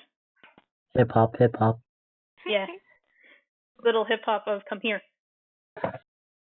She walks over to it and offers her hand. It drops the rolled up scroll into her hand and then flies away. Lithera sighs before opening the scroll. On this scroll, it reads in elegant though slightly blurred script. You need to look a little deeper, dear. This is not the same writing from the night before.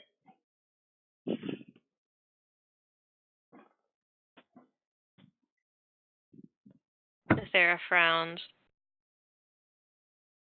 but nods and tucks the slip of paper away, unlike the where she rather happily destroyed it.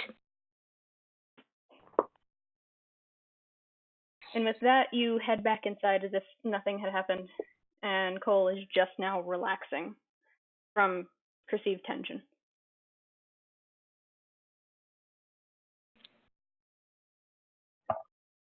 But yes, Lithera, Cole, any thoughts on that?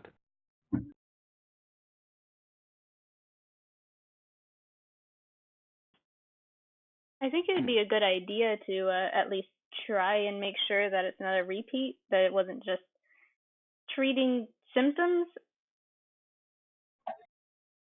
Oh, of course, yes. Lithera looks deep in thought.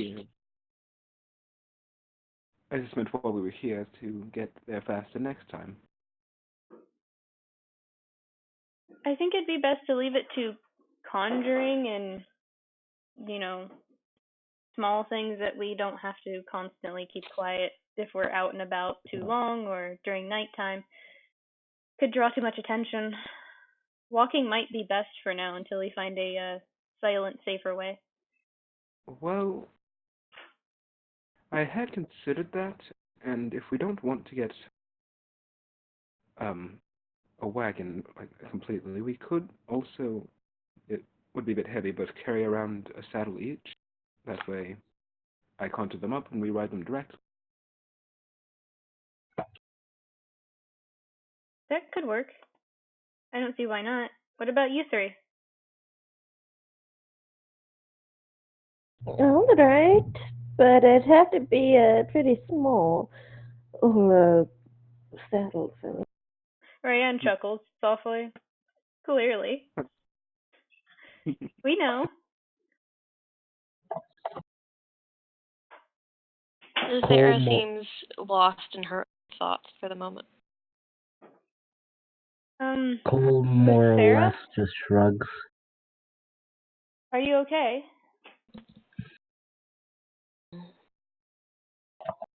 Pardon? You were kind of distant for a bit there, Lithera. I'm just thinking. Well, do you think we should try and get horses for the next time that we're going out? Well, not horses, just the saddles, so I can conjure them up. Yeah, right. She looks Where- a bit disoriented. Where do you intend on keeping saddles? Well, they are a bit heavy, but I'm thinking we could carry them. That would On be a person, pretty so- cumbersome Yeah. to carry a saddle with you everywhere. Mm. But I just think this would be the easiest way to not have to look around a cart everywhere we That's go. true. That way we can move around on foot, or, if need be, by horse.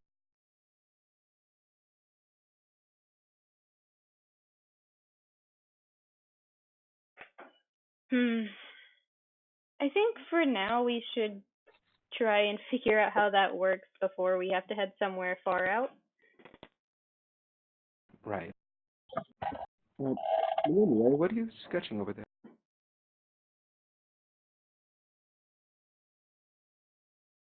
Oh, just something like this. And I show the paper. It's there's two sketches that you briefly see. One of them is of the chess piece, and the one that she is showing you now is of a saddle that can also be worn as a backpack. It looks rough in design, but it's just a sketch.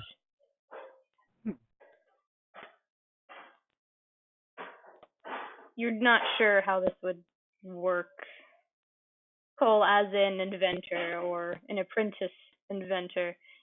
You do glance at it, and it kind of makes you cringe, because the design, even in rough phases, doesn't look like it would work very well. Hmm. To everyone else, however, maybe not Lithera because she's been around so long, it looks pretty decent. I suppose that could work. Cole just wants to shove an entire Kit Kat wrapper into his mouth. Yeah, he wants to eat the Kit Kat the wrong way. Thank you for that image. I did not need it. Cole eats Kit Kats the wrong way, send tweet. But then why would he be eating a Kit Kat? He'd be eating anything else. I did that to Cole myself. eats sandwiches the wrong way, send tweet. How? Wait, so are you saying like cut it in half and then eat it like vertically? No, I mean like take a sandwich and then invert it. Oh. I was happy you were going to eat it like an Oreo, where you take it apart and then eat the Somehow inside even up more first. cursed. You see, I was thinking you, like, the wrong would be eating it like an Oreo, where you just take it apart and eat the inside first. Oh, that's so cursed. I did that to myself. You did? Yeah, I should have just I'm not proud of said you. anything. I bet Cole pours the milk first before the cereal. I have nothing to say to you. You If keep you wanna know what asking for this. If you want to know what he's actually I'm going doing, to bully Josh after I'm done recording. Don't worry about it.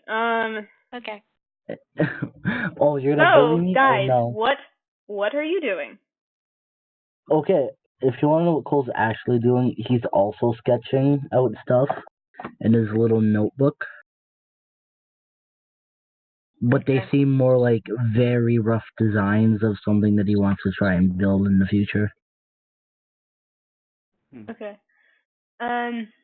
So just as a recap, you were given advice to seek out the head of security and the person that's usually with him. So Lithera, you know that possibly that might not be a good idea currently. There is seeking more information on your own right about what's ailing the farming district. And there's a possibility of the Nine Hells having broken loose. So, you could also try and get better armor for some of you, now that you know where a blacksmith is.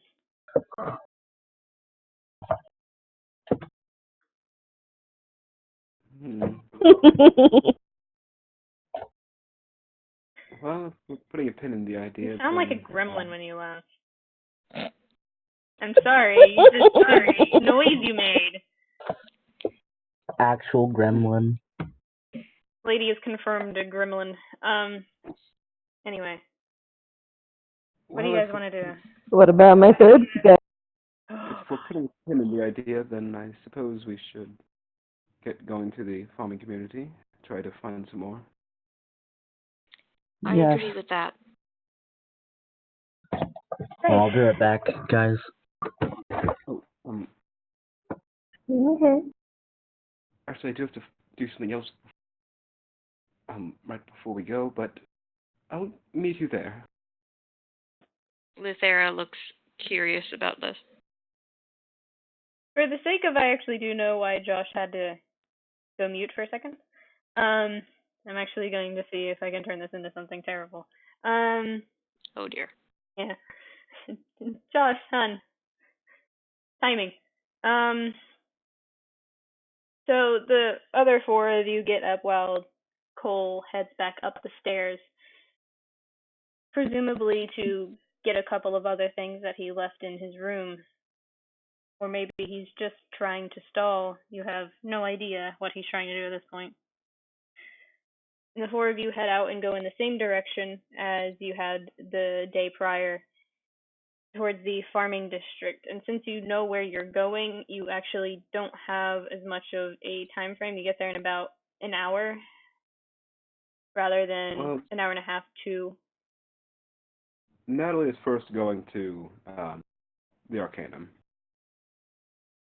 Okay. So, much like the day prior, Pretty much, Natali splits off and... Or do you actually say you're going to the Arcanum? I don't unless someone asks. So does anyone ask where Natali is going? Oh, yeah. Hey there, sweetie. Where are you going? Oh, well, I'm just going to talk with Headmistress Justin for a little bit before I head off. So you head off. Oh, yes, because that is what Have a she nice is. hi, then.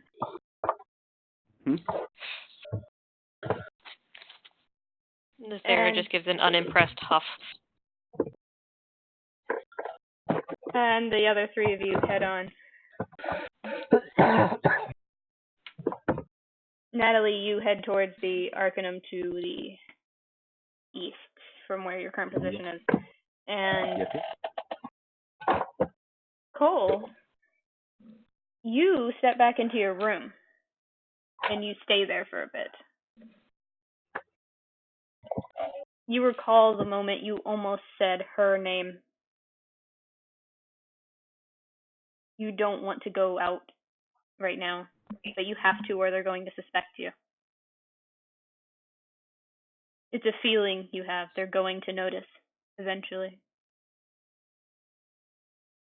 But right now you're in your room. And you know they left by now.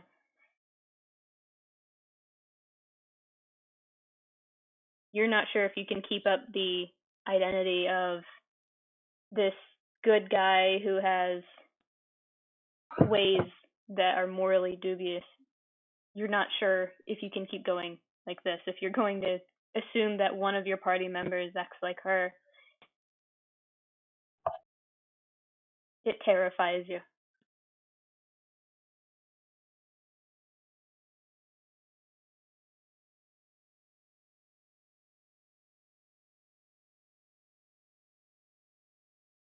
Are you going to head out, or are you going to stay in your room?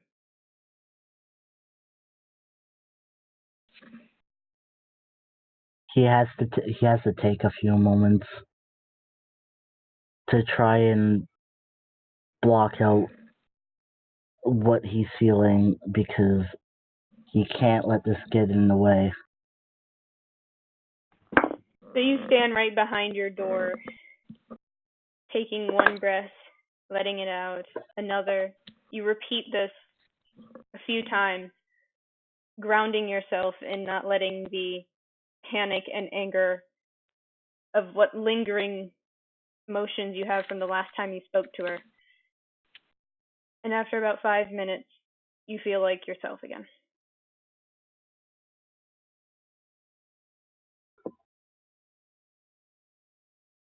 After those moments have passed, he exits his room, goes down the stairs, and goes to catch up with the party that was going to the farming community. All right. They're about 25 minutes out. 25 minutes at this point, even though I should clarify, it felt like 5 minutes to you. Felt too quick.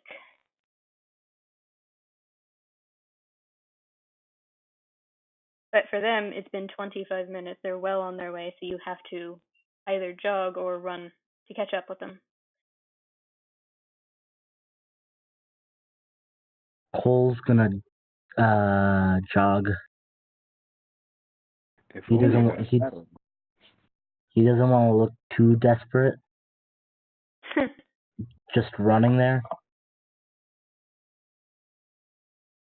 Right then. Lithera, Raiann, and Niminue, you're headed out to the farming community, Natali having just said that she's going to meet up with Headmistress Jocelyn. And Lithera, as you all are walking, you hear footsteps, fast ones, coming up behind you. I'll look back.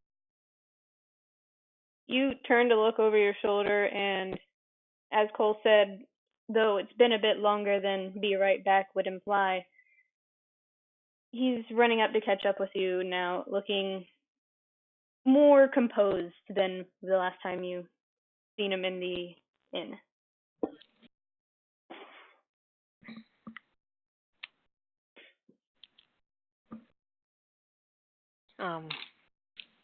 Lithera nods absently before turning back front, considering it just standard. Cole, you've caught up by now, and they're approaching the stonework district gate, the district right before leading outside of the walls.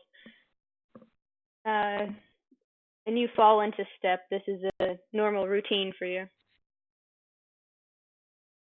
Okay, Cole, Niminue reaches out and tries to take one of your hands in order to try and pat the back of it. He sort of flinches away, not so much a defensive flinch, but a very don't touch me kind of way. Very what? It's just in a very do not touch me kind of way.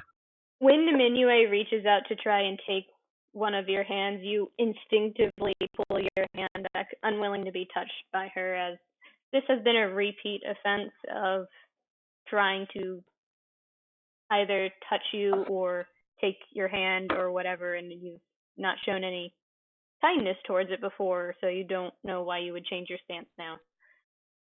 So you keep a good 2-3 feet pace from her, eventually moving to the other side next to Lithera.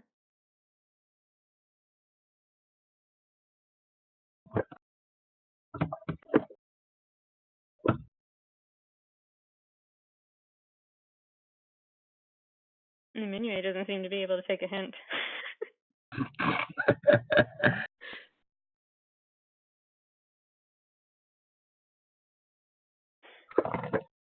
Hold on, what's the meme? You gotta be at least a level 20 friend to unlock his...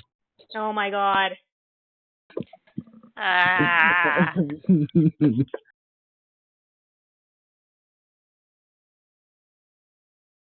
She looks at you but doesn't approach again and says, "Well, glad you joined us." Yes, I'm quite sorry. I left something in my inn room. Natali, as you approach the front gate of the Arcanum, you've noticed that the lady out front that has been there every single time you've come is not there. The front gates are slightly ajar, but the doors to the Arcanum are closed. All right. Natali will approach the gate, and if not stopped, will peer in past the slightly open gate. You put your hands on the gate hesitantly, as you had seen your first time here when leaving that someone tried to arc past it and didn't quite stick the landing. And you're hesitant when you reach out, but after a few seconds of having your hands on the cold metal, nothing happens, and you push forward even more, and still nothing happens. Hello? Is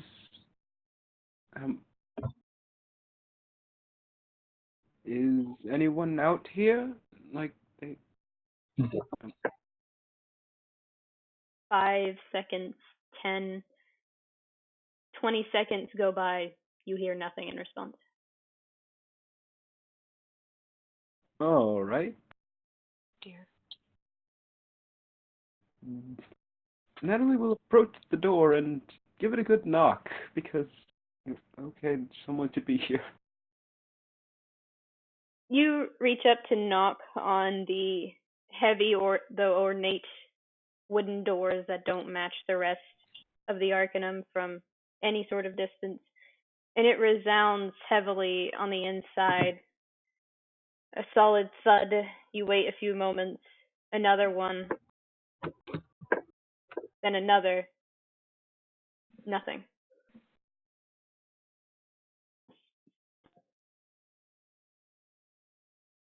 Okay, this is officially weird. So quick question, are these doors push or pull? From what you have seen, they don't seem to have any push or pull thing. It seems more mechanical. From what you've heard of the clicking behind the doors when they both entered and left. They seem to be opened from the inside, however. And maybe... Is the Arcanum closed today?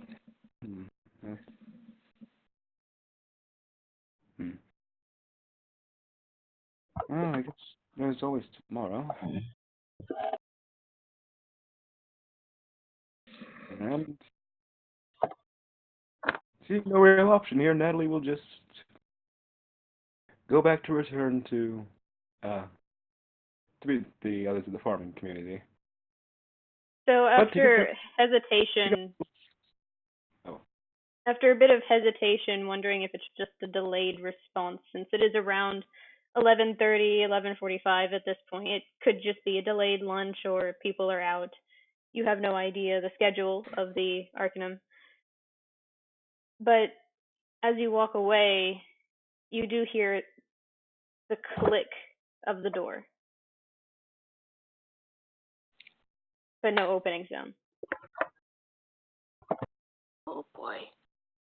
Turn around and walk back to the door to knock again. Like, okay, maybe this time? You knock, and for some reason, despite the weight of the door, just from what you've heard, it has to be heavy. It just pushes open as if it's barely made of anything. It is darker than you remember on the inside of the Arcanum.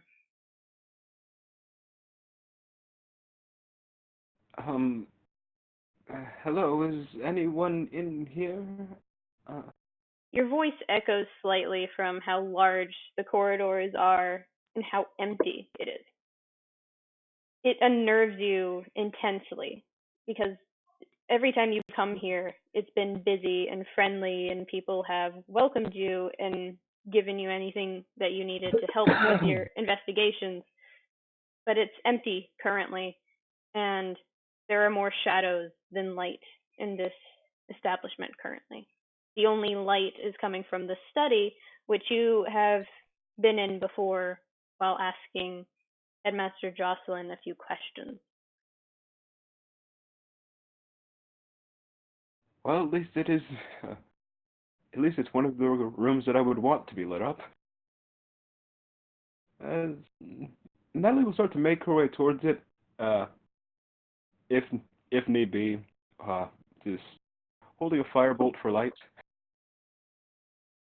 You go to cast Firebolt just to hold it in your hand, and it sparks for a moment, and then fades. It should have figured. But luckily she can already see where the study is, if the light's coming from it, so Natali will make her way towards there. You continue forward past the doorway a couple feet, and then walking steadily forward, uncertain of if you should be here or not, since it's so dark and quiet. It actually feels eerie, haunted in a way. A spooky arcane. And as you go to the main intersection where ahead is the main library, and to the sides are various studies and areas to dish off a couple of spells and training, you go to the right where you know Headmaster Jocelyn's study usually is. And when you do, the door is ajar again. However, there is a person-sized shadow cast in the middle of it. The door is completely open. You can't hear what this person is saying, though there's a muffled sound like talking. From this distance, you can't tell what they're saying.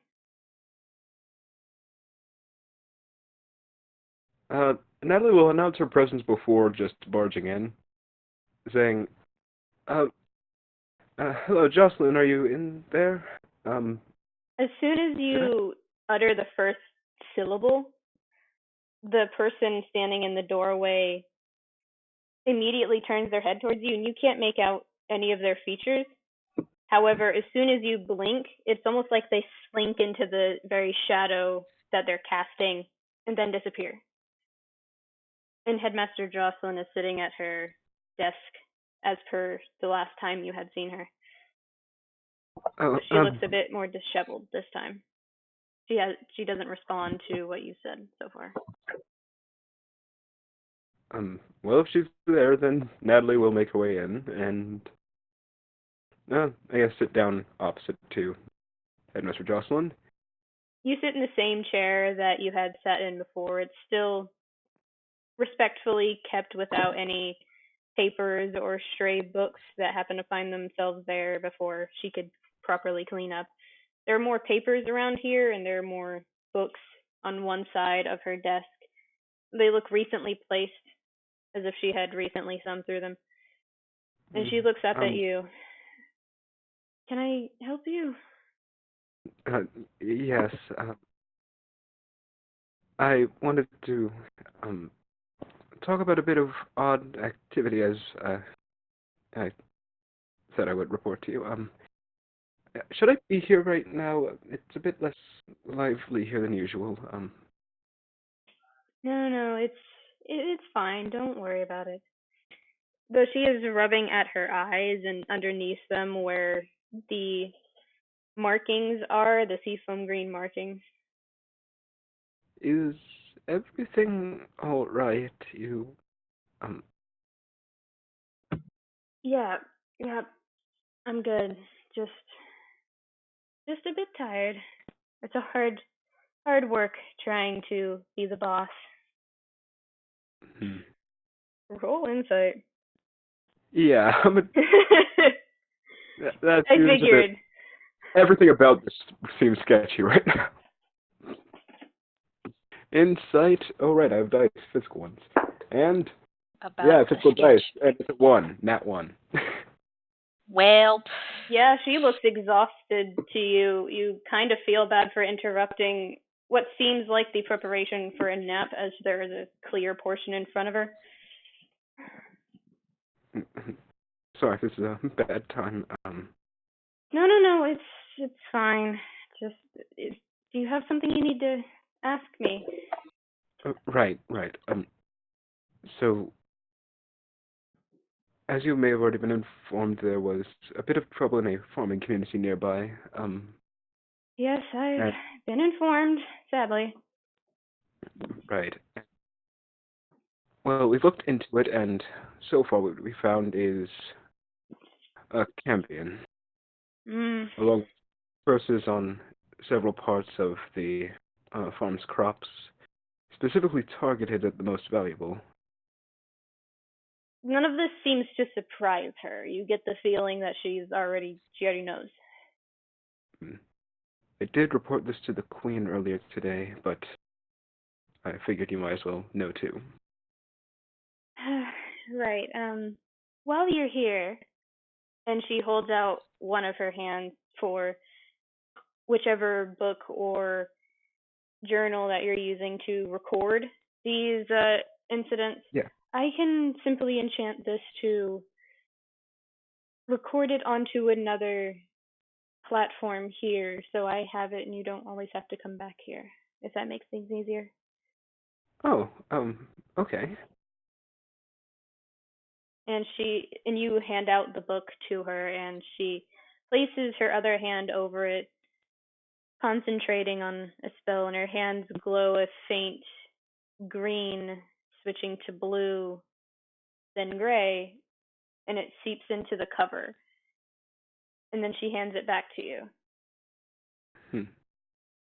In the notes, there's probably a lot more info than what Natali just stammered out.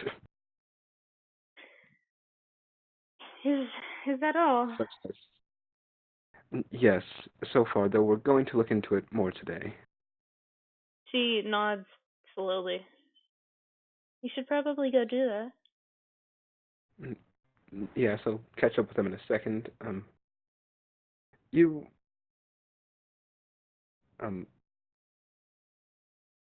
sure to take care of yourself. I'll go to them now. She chuckles a little bit, and then very quietly, "Thank you for your concern, but I'm quite all right." No problem. Have a great day. She nods. Natali will awkward herself out of the room and starts to go on her way.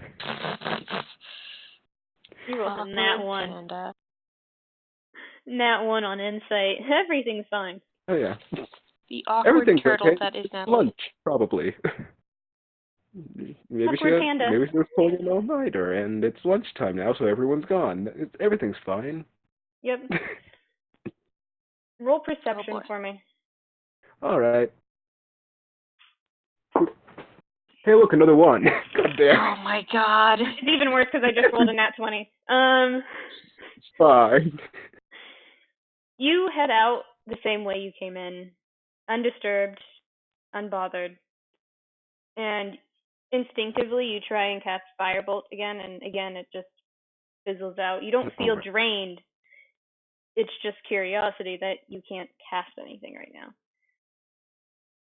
And you leave, and with a click behind you, the doors seal shut.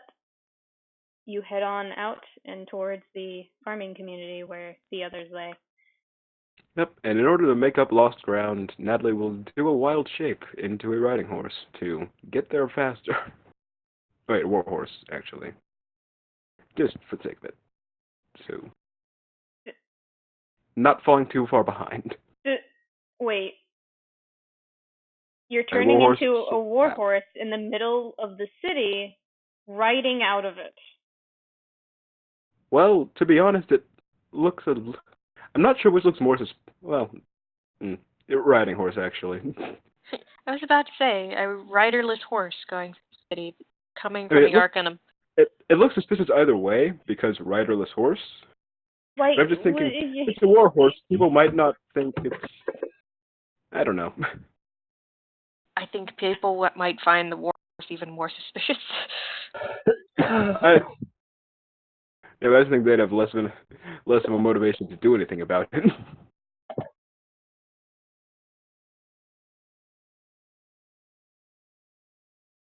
But riding horse probably their option.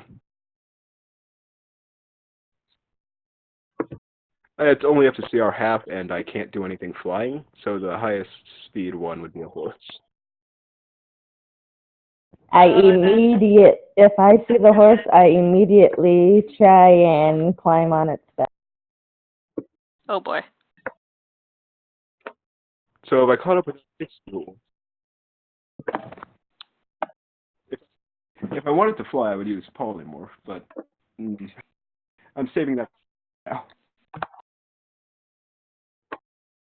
Damn spell slots, man. Yeah, I've already used 2 4th levels today.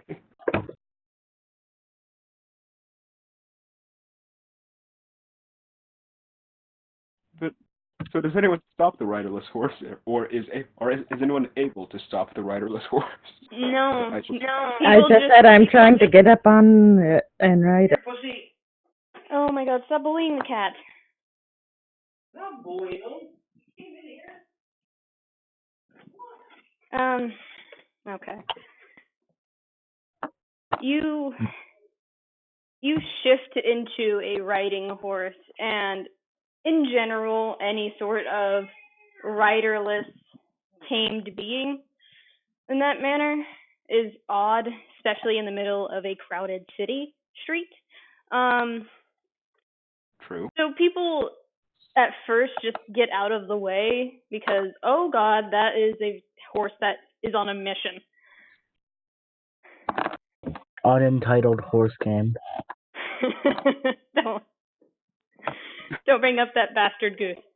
I love that bastard goose. I relate to that bastard goose.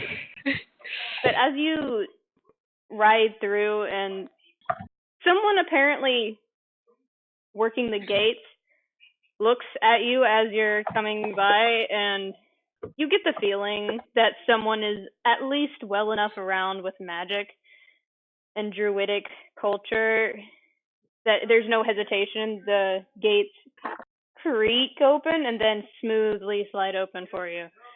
And you just hear a call of, "Why can't you just walk like a normal person, Druid?" Nothing will nod to that person and continue on her way.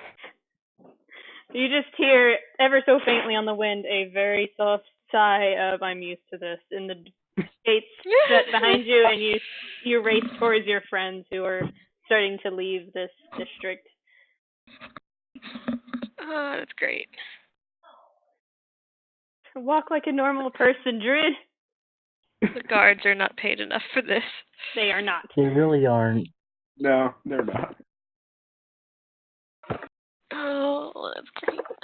So, Lithera, Cole, actually everybody, just all of you hear the clumping of hooves coming towards you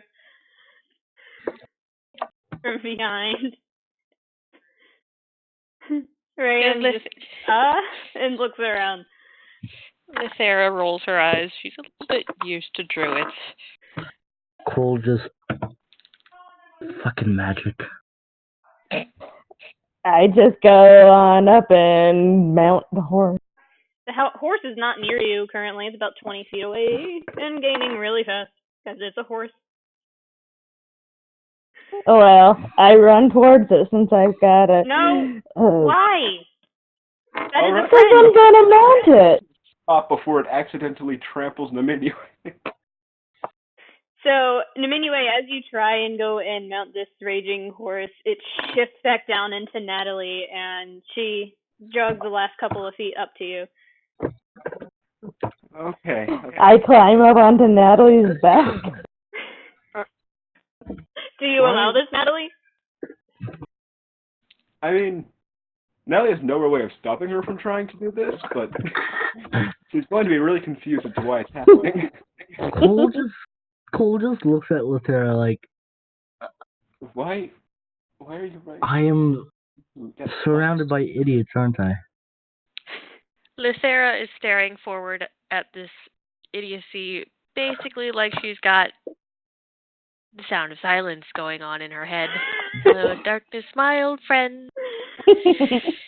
And she just sighs deeply. And in fact, it is one of the deepest sighs you've ever heard come from Lithera. Though, Cole, you actually have to wonder how deep that sigh can actually get, considering she's probably staying around for a while. I look around with a puzzled look and go, "What? I'm small. Short legs." Raiann just has that half Run gesture faster of then. why with one hand. Well, he was a horse. So, he gonna be a horse. Why not? If she gonna be a horse, why not now? Do not. She's trying to brush away hands from her shoulders to get you to just let go because you are quite heavy for her. Watching TV or what?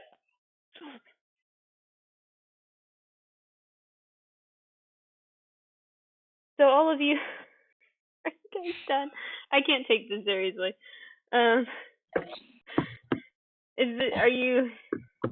Raiann is already shaking her head and starting to head on through the next set of gates, which is about 30 feet away. As does Cole. Cole is giving this situation no more of his time. So everyone's actually getting someplace. Natali, are you gonna try and carry Niminue? Not try to.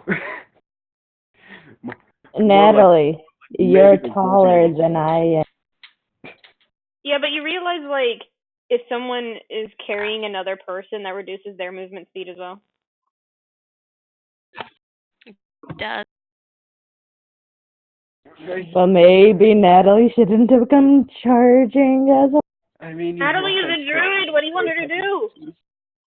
I mean, you no offense, but you kind of heavy. Please get off. Poor Half-Elven. Alright, I guess if you insist. Alright. The I Niminue slide clambers down with a bit of a pout, but ultimately walks up next to everyone else after a brief jog to catch up. It takes you about I start trying to hold the back of the shirt of Elizabeth. Who? Of Liz. Lithera? Or... Yeah, Liz. Oh. Sorry. Elven is really stupid. Like, Elven sucks, the TH is an S. Oh. Yeah. It's Lithera, because I hate Elven. Why would it be spelled a different way than it's said when it's like It's Elven? Because elves. But it's like Elves are dumb English and pretend. isn't common, meaning that English is common, not equivalent, meaning that it would be translated to English, but in a way that TH equals S. Yes. So that it's intentionally spelled not the way it's said. Yes. I've actually had to do a bit of study on that, so I did Elven names right, and that's literally just how it is. English says fuck off. So it takes you about another 20-25 minutes to get to the main farming center where a bunch of people are milling about and going about their daily business. And the person who first greeted you when you came in recognizes you. He's carrying a small container, rectangular in shape, with a lot of water in it, and he sets it in front of a stable and immediately gets like bonked on the head by a horse. And then he just stumbles back a bit and shushes the horse and then waves to Nessie. He waves to you and says, "Oh, hey, you guys are back."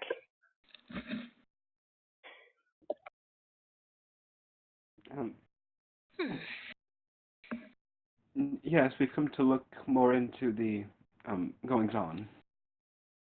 Oh. Didn't you take care of it? Well, we took care of one facet of it. There's still more to do. He looks a bit confused at the idea. You get the feeling that he wouldn't get the gesture of not taking care of the whole problem because you had killed something that was bothering them, therefore that is the problem in his eyes. We're seeing if there's more out there that we might need to take care of. Ah, well, the governor should be back. If you want to go talk to him instead of his son. Raiann should be around here too. Where is she? And he looks around as if he had misplaced something, or perhaps someone this time around. He's like, what? But, Mary! Oh, drat. She's somewhere around here. I'm sure you'll run into her. Thank you. Yeah. She's about my height. Blonde hair. Trust me, she'll probably greet you first. All right, well, we'll keep an eye out. Alrighty then. You know where to head to? And he heads back into a different shop than what he led you in the other times instead of the tavern. And it looks like a family shop. All right, Natali gives a nod as he's leaving and continues on with the group. Raiann just chuckles at the whole display. Well, looks like we should stop by the governor's place again. Yes, he might know a bit about this. If he's not gone as much as he was yesterday. Hopefully not. And Raiann heads forward. He's like, come on, everyone. Unless you're staying behind to examine or talk to other people.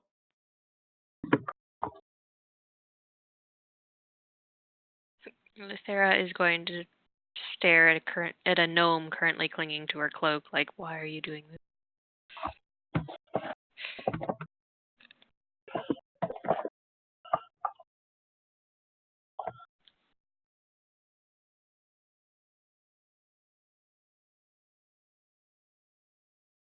In other words, it is very hard for her to pull her hood down further if someone's on her cloak. So Niminue is essentially doing the child leash thing. Yeah. Just clinging to your cloak. And it's just like, help me. Lithera, Cole, you turn to look at Lithera, who has been silent for a good while, and you realize that she has a look on her face that is very clearly, someone do something. And there's Niminue still grabbing onto her cloak like a child leash. Cole will do nothing. Betrayal. Finish her. Lithera's a fan of that. Even Natali's not gonna help because like that will transfer to her. She's like, no, you're on your own. But I have escaped. Oh, missed it. It's your turn to babysit the gnome. Oh no. Oh, this is great. You know, my character's just trying to get you guys to lighten up. I'm just gonna roll an insight. You cannot. That's why I'm so entertained. I'm just gonna roll to see if Natali is willing to take this bullet. I mean, it seems like Lithera was an involuntary tribute. So, yeah, I got a nat 1 on that. Look, Oh my god, you're nat ones today. Oh, Yeah. You need to beg for forgiveness from your dice again, apparently. Rival vouch for me. You will not lane up Cole for a while. No. Oh no. Anyway, if you want This is great. to, now just look Cole just between. takes one glance at Niminue just holding on to Lithera's rope. And he's just like, alright, let's carry on. So Natalie's looking between Lithera and Niminue, and goes up to Niminue and says, if you want, you could ride on my back again. Oh god, did I just say that? Lithera raises a brow like, did you just? Cole's just like, You hear like a snort sound from Raiann, who is highly amused by this and is not getting near it. I just felt like a bend down and start laughing my ass off.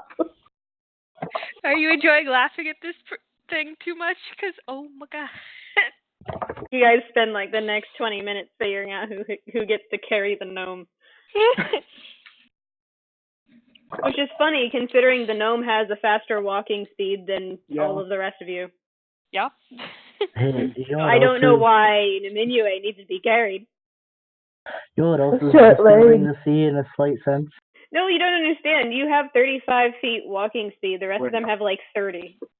Yep. I've got 10 added onto it if I'm in light or medium armor. Would you allow an unseen servant to carry Niminue? Does he just be floating in midair?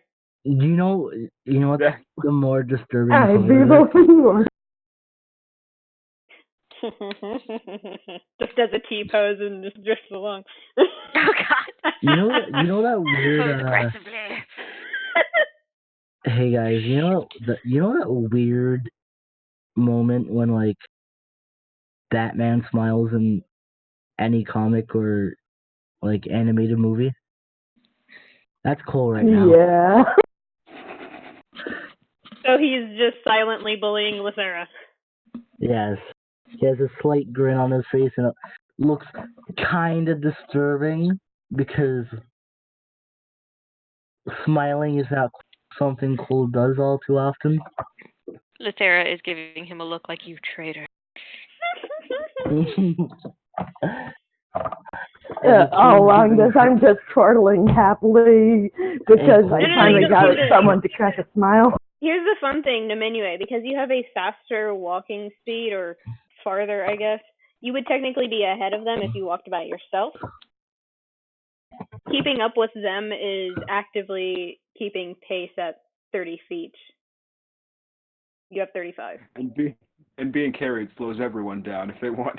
Keep in mind, though, my legs are smaller, which translates into my speed, my steps are halved.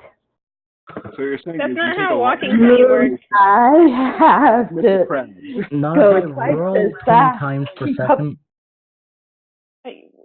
It's walking speed is 35. Everyone else has 30. You would be ahead of everybody by at least 20 feet by the time you reach the door. Look, Ooh. if Niminue walks at her actual walking Niminue? speed, it'll be Someone is stuck in Kingdom Hearts. Look, I've been stuck for like 5 years, not even 5 years, like 10 years. So shut. But anyways, if she walks at her full walking speed, it's just like Yes. That's it. You've dialed down gnome walking speed to its basics.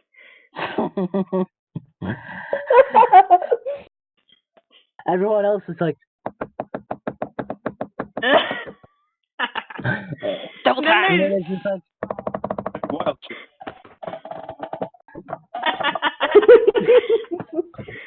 And then there's the Dragonborn, who technically is bigger by comparison and doesn't need to walk as fast. oh bigger. Longer strides. You're technically the tallest Cole, which is weird. This is a short Dragonborn, but it's a thing. But yeah, if you want to be carried, by all means, you're just going to slow both you and the other party members down. It's a choice you're going to make. Cole is the lanky idiot. He's just a walking tree. It's okay. Niminue, Yeah, are you he's actually a going to grab somebody? I'm going to let myself be carried by the unseen servant. Are you going to With grab the a leaky coat? happy, almost devilish grin while I'm chortling, That'll be a 10-minute having ritual, the time of you my know. life. It's not a far walk to place, about By the way, 15 minutes. the unseen servant is also only 15 feet per turn. So it's slower by default. Exactly. Literally everything that could be done for you right now is slower than your actual walking speed. Oh my god. But it's not as funny. Okay? I'm not going to tell you what to do. It's up to your teammates. Lithera's just dying. Yeah, internally dying. Cole's just enjoying this. Meanwhile, getting the look of "you traitor" from Lithera. You traitor, and up above in the right-hand corner of the screen, Lithera will remember this. Joke's on you. Telltale went out of business. I'm eventually just going to make a bunch of references that only we get.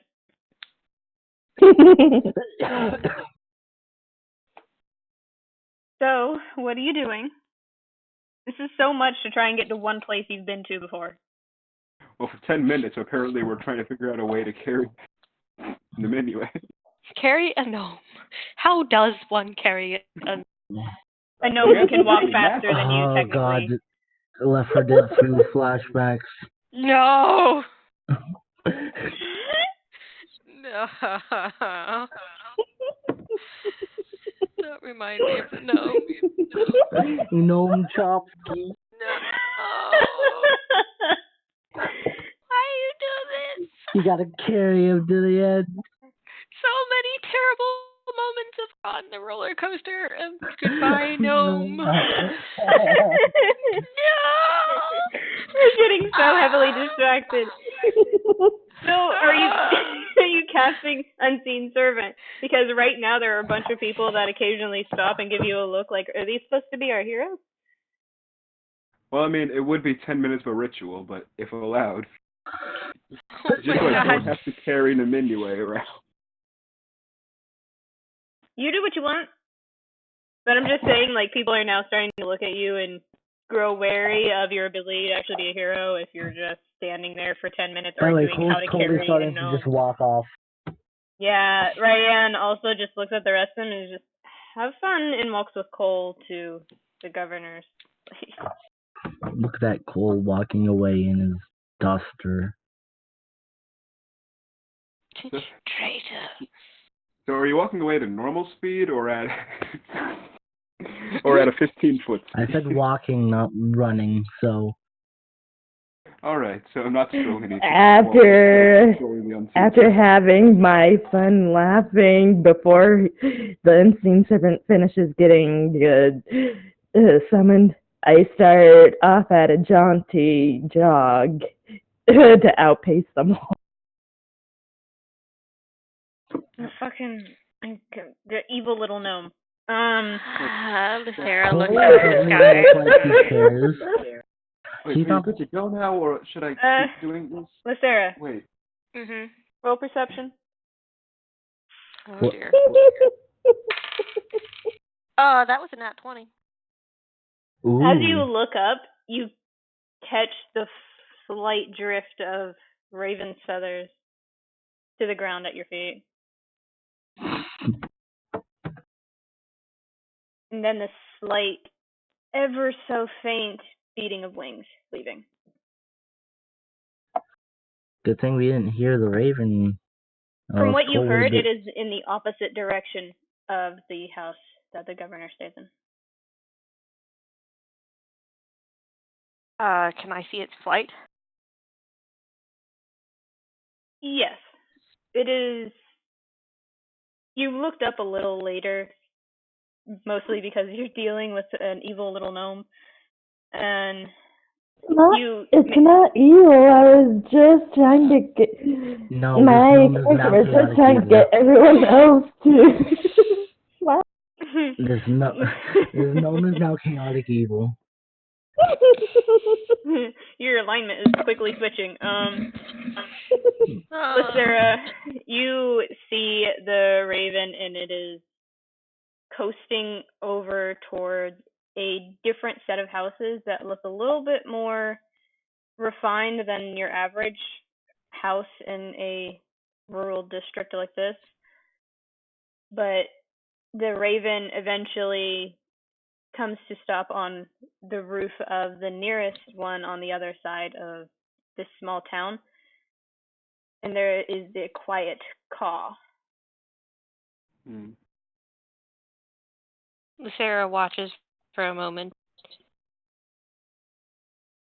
Half wonders if the raven is trying to be a guide at present, which is rather entertaining, at least as far as she's concerned. But turns from the party.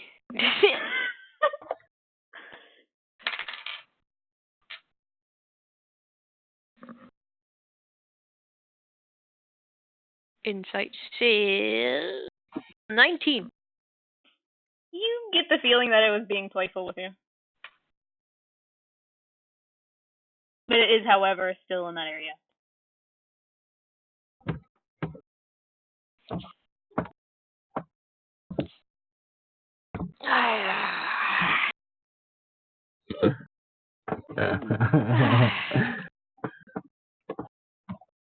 Lithera sighs, but gives a sharp whistle towards the rest of the party and heads towards the roof.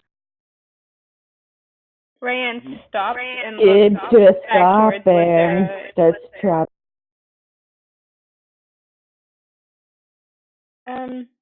I think she found something, Cole.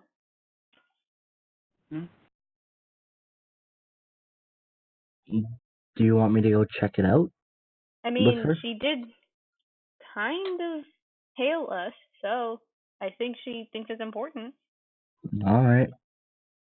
Raiann shrugs and turns and starts heading back at a slight jog to catch up with the rest of them at As least. does Cole. Yeah. I assume Niminue is doing the same thing and is just like, oh, I thought we were going here.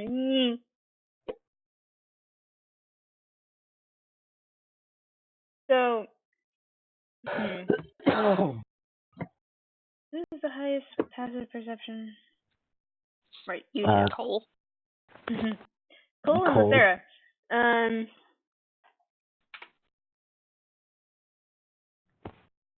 Oh my god, that's a nat 1. Oh my god.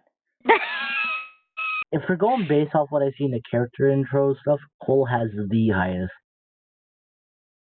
Your passive perception is 19, so shush. That's pretty hard to get it up that high. Yeah. Trust me, I've I tried. mean, expertise. Yeah, Well, the backstory checks out for having it that high. I mean, it's just expertise with +1 wisdom. No, this is passive perception. There's no rolls here. Both of you pause for a moment as you hear that same raven caw twice, and then go back up into the sky and take off towards a forest in the distance.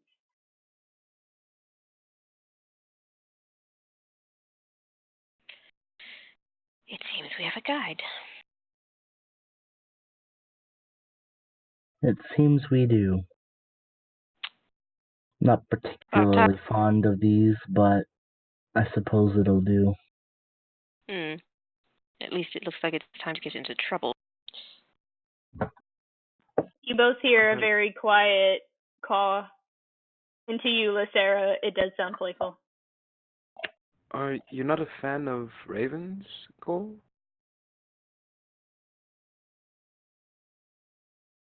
Cole kind of breathes in for a moment, just looking back. No, I'm not.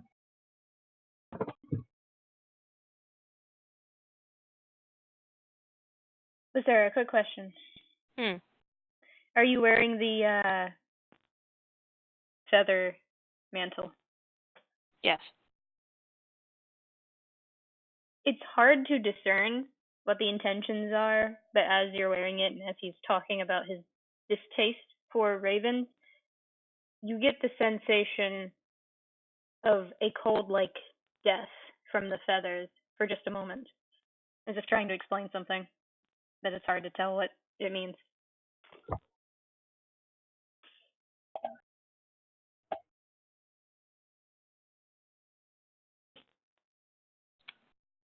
Lithera frowns briefly before looking to the rest of the party and gesturing towards the raven. Shall we enjoy our guide? At this point, it flies back and lands on a building right next to you and looks over the edge and for a second stays silent, and then a very loud caw at the entirety of you. Lithera looks that up and goes, I know. Another Working caw on it. at you specifically. Working on it. It peeks back over the edge, and you hear like the sounds of hopping talons, and then leans over and caws at you again. Impatient bird. I tippity tap tap fast as can be up to the right. It looks at you, Niminue, and doesn't do anything for a second, and then it just quietly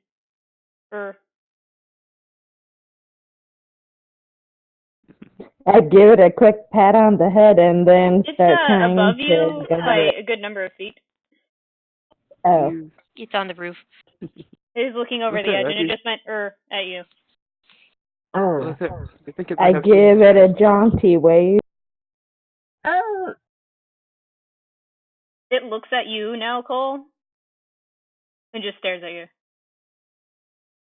And Cole just stares back.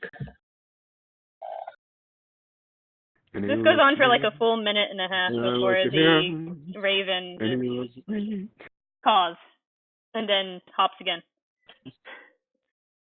Impatient bird.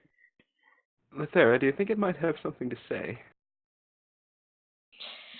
Well, it's kind of guiding. Excuse me, the bird as it's cawing, do I understand? I don't know. Are you because it is a small creature, is it? Oh, it is a tiny creature. Yeah, it's considered tiny. Do you innately have the ability to speak with animals small or smaller? That's a gnome thing. Yes. Innate gnome ability. I had to speak with animals, okay. Strangely enough, you don't understand it. It is saying something, but it's in a odd language. You don't understand it. Odd languages, you say? There are 2 rituals I can do here. But, Cole just looks back at his party. It was trying to lead us somewhere. We should probably keep on going. Agreed. Hearing what it has to say is not important right now. She looks directly up at the bird. It sounds like a more offended call this time, Lithera. You deserve that one. Natali will quickly cast Speak If a with bird Animals. could have a look of pouting, it would. You know, Natali will quickly cast Speak with Animals. Just like, you know what? Let's hear it out. Cole just looks at Lithera like, please lead the way. Also, just to hear what it has to say to Lithera each time. Lithera sighs and just turns on her heel, and he starts walking towards the forest. It was leading them towards before. And Cole follows. So, Did you cast Speak with Animals? yes. She did. As with Niminue, when it caws this time, it still sounds like a caw at first, and then there's weird sounds. It doesn't sound like a language. It sounds like a mix of jargon and dialect and code that you don't know. What? I repeat all the Yes, sounds that I hear. Wait a second. Natali goes from laughing this off to, wait, what? She was expecting Can your Cole words. look back, like, does that only affect, I think the it only person who affects cast it? the person who casts Yeah. it. It's only self. Okay. Josh immediately just went, you, in my direction. I was like, wait, that sounds way too much like an ability. Natali will turn to Lithera like, oh, wait, is it? Yeah, I don't. What? Apparently it doesn't know what to say because I can't understand it.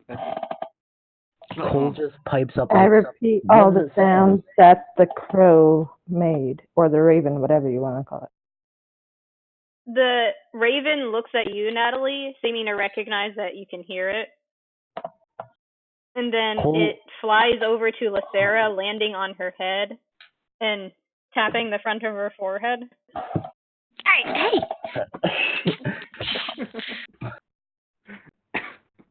And it looks at You're you. You're the one that kept talking. Cole glances back. There's another tap to your forehead, Lithera. Towards them, and all he says is, so what did it say? Natali, it looks at you, and it actually talks in proper, understandable language now. And it says, trust the guide. She leads you not astray. And then it takes off towards the forest.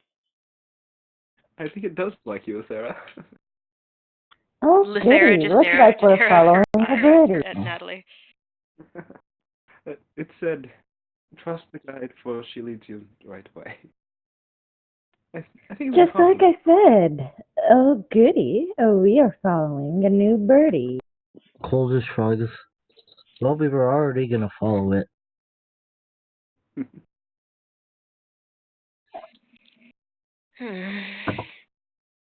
Natali's having fun with this now, so yes, she's going to. As you hear another caw, Natali and Niminue, it is that same mix of jargon, dialect, and code once again. Lithera's head snaps towards the sound, just glaring. Yes, that noise isn't understandable. That's all. There's silence for a couple of seconds. And then a very as I'm following it, I'm writing down. What you both understand as come hither. To the west. Lithera just sighs and keeps walking. Cole doesn't really understand bird, but he's just following Lithera. I don't speak bird. Those of us that speak bird, unite.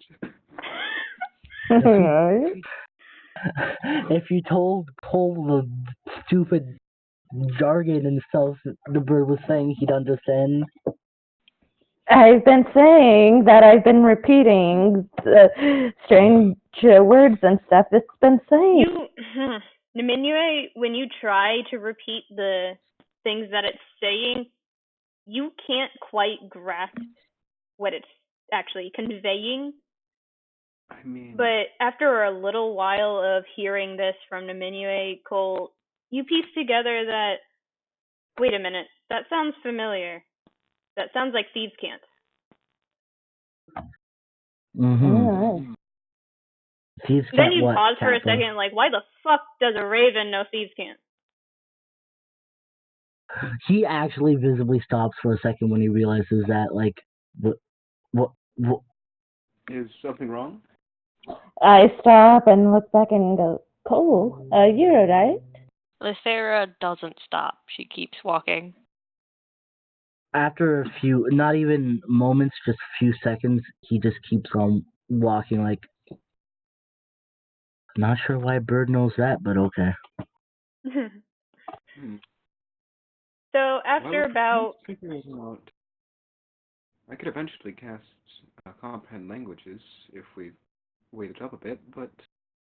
The bird is too far away to be able to cast it on that specific target. Yes, we need a moment's rest, but not right now. You guys walk westward out of this district for about 35 minutes, and you see the forest in question, and the ones that have been traveling around, everyone aside from Lithera, who has recently become a problem yet again, you all know this area. It used to be part of a mountain chain. However, something happened to it in the past 20 years that caused it to become overgrown with magical plants dense enough to block out the sun into perpetual night. And people tend not to go in there, from what you've heard. Even the ones that are experts at nature and how to get back out, they prefer to stay away from it. Especially you, Natali, you have been warned not to go near this place. However, the raven is sitting on a branch on the very edge of the forest. This isn't a place you go into lightly, I'll put it that way. Lithera does not pause her steps. She walks right up to where the raven is sitting and then turns to look at the party.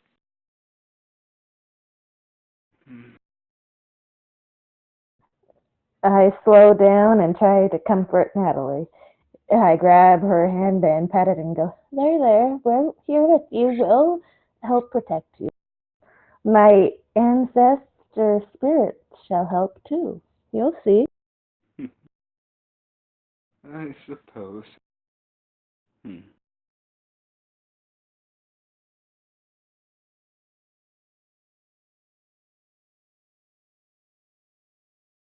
Cole just doesn't even look that phased, really. Let's be careful not to get lost in here. Raiann looks visibly nervous. I'll rely on you guys. As you can see, I'm kind of directionally challenged. Stay close.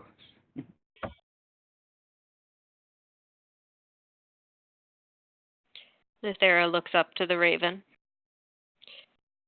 as It's if wondering silent, if looking down at you.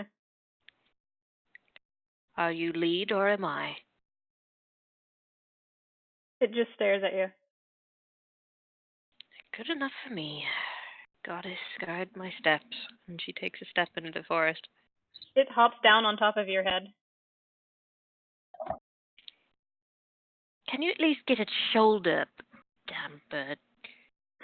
It actually leans forward to look you upside down, but in the eye. And then just calls quietly at you. A subtle cough. To you, even without knowing how to speak with animals, you get that this is a no. Damn bird. At least you have a friend. And then it just sits down on top of your head. Cole's just like, at least you have a friend. Don't mess up the hood. It just bonks you slightly on the forehead. Keep that up and I will shoo you off. I keep my eyes peeled along the forest trail for any creature that I might possibly be able to turn into a man. Actually, I need all of you to roll perception. Yes. Dice rolls, oh my god, it's been so long. Oh, Nat 20, I got an idiot. 18. Alright, physical dice. I got a nat 20, you idiot. Alright, non-natural 20. 14. That was a 2 for Cleric, buddy. You. Because of Raiann's nerves, she's keeping close to Natali, who has been around her the most, so she's not really paying attention to anything else.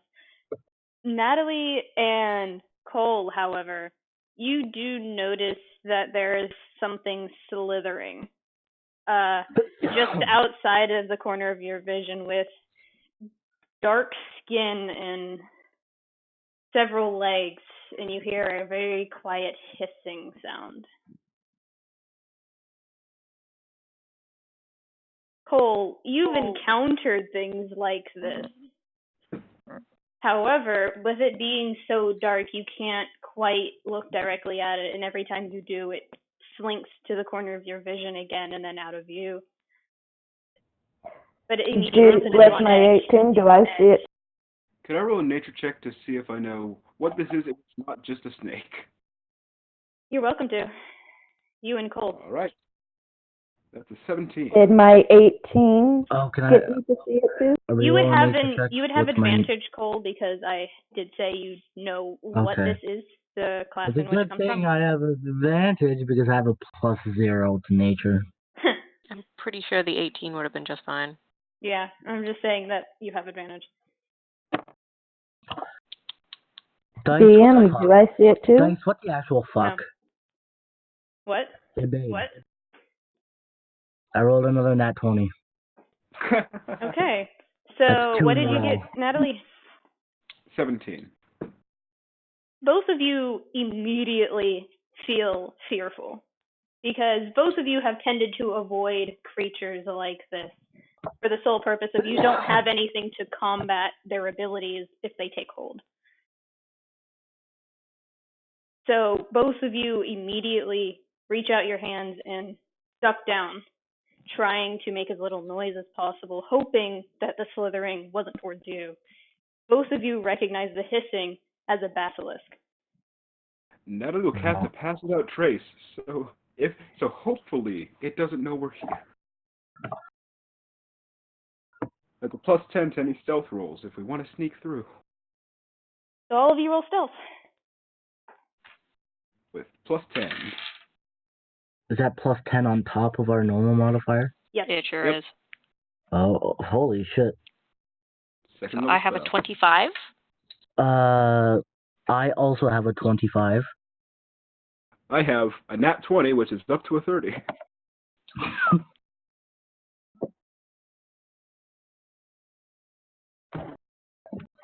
I get a 26. Also, yes, lady, because my Discord decided to try and kill me brutally, you would have noticed the hissing. For sake of Discord just deciding to fuck right off, I'd say you do know Basilisk as well. Oh, good. So with that, aside from Raiann, who rolled a 2, no stealth. That's a Dragonborn. Well, it's still a 12. Still a 12, but it's Basilisk. I get a 26 for mine because I got 16 and you said it's +10. After making sure Raiann is kept low and away from any obvious vantage points, so it is now completely perpetual dark for the entire party. Aside from the main way that you came in, where there is a sliver of light still peeking in. You wait. The hissing comes near you. Anyone with dark vision, I feel bad for the human in your party. You wait. You hear the hissing come close. Pause. And then slink away into another area. And the hissing gets quieter, and then you can't hear it anymore.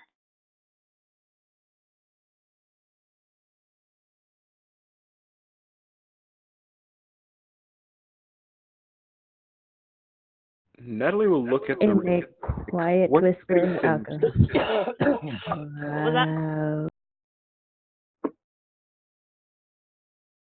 We all kind of talked, everyone kind of talked at the same time. And Please, no, you'll kill me. So Natali, go ahead. Natali will look at the raven like, what are you getting us into? Because this is not a place you go into lightly. And You we just actually look up towards the raven, and it's gone. So she looks above Lithera's head, and then down at Lithera, like, wait, where'd it go? Lithera, all you know is that one time it was there, you stepped in, it made a noise at you, and then left. Without a sound. Lithera just smirks slightly. And so it begins. Yes, so let us try not to, run into another basilisk. Yes. Remain quiet and swift of feet. Follow me. And Lithera turns to continue her path. Natali nods. I'll grab onto Cole and lead him since he does not have dark. Yeah. Lithera, roll survival. I wish I could really survive. Hi, kitty. Cat? Hi. Cat? Oh no.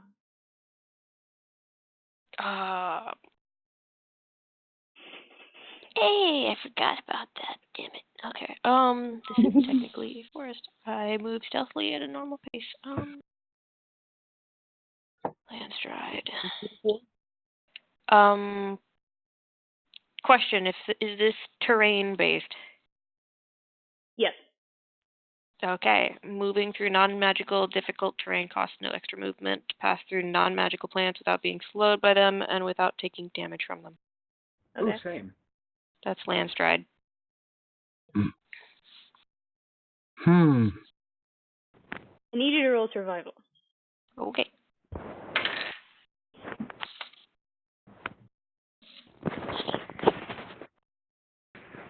$21.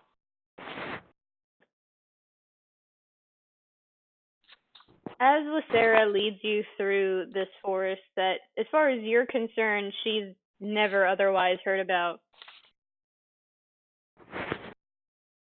she easily makes her way through several patches that look dangerous at first, but she pushes them aside with either clothed arm or avoiding them entirely, making sure that the rest of you also follow in her footsteps.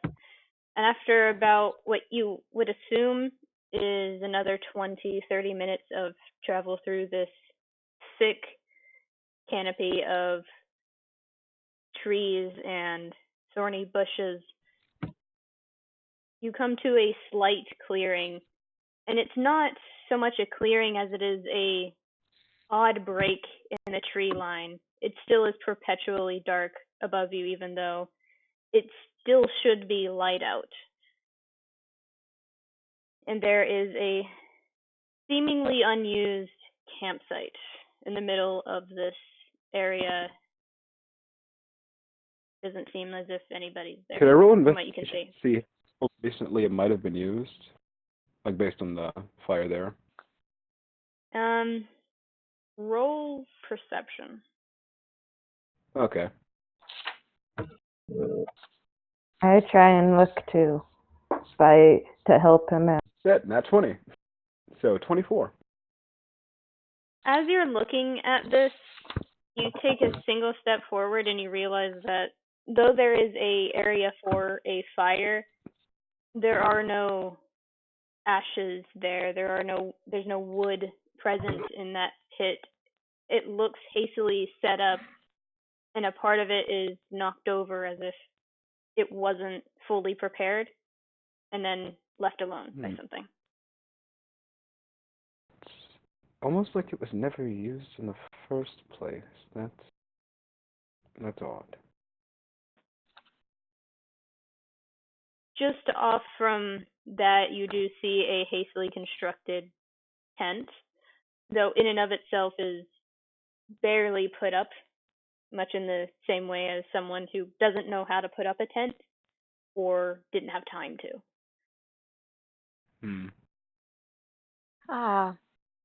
Detect Not magic. yes, I can do that. If you don't, I was going to. Just give me time to do a little ritual for it. 1 second. As Natalie will do a 10-minute ritual for detect magic.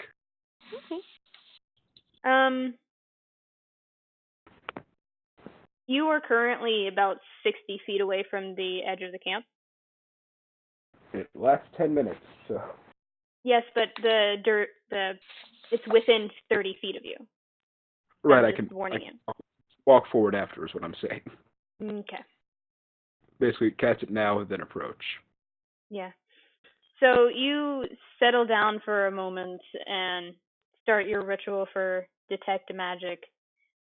At the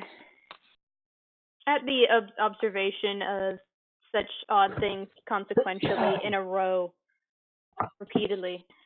But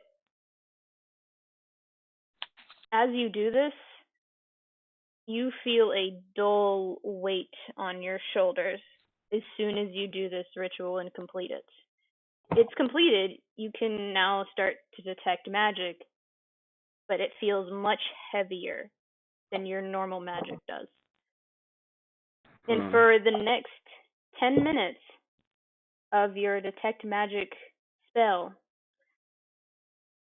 you have half your movement speed. I can drop concentration, fortunately, but oof.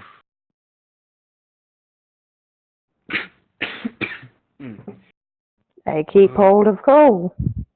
This Currently, you do not see anything magical from where you're standing. there's a bit of an oppressive atmosphere about using this here. Oh gods. Natalie will start to walk forward towards the camp. Slowly, seeming very encumbered by something. Lithera is going to pull out her bow and knock an arrow ready in case something should attack any of the party.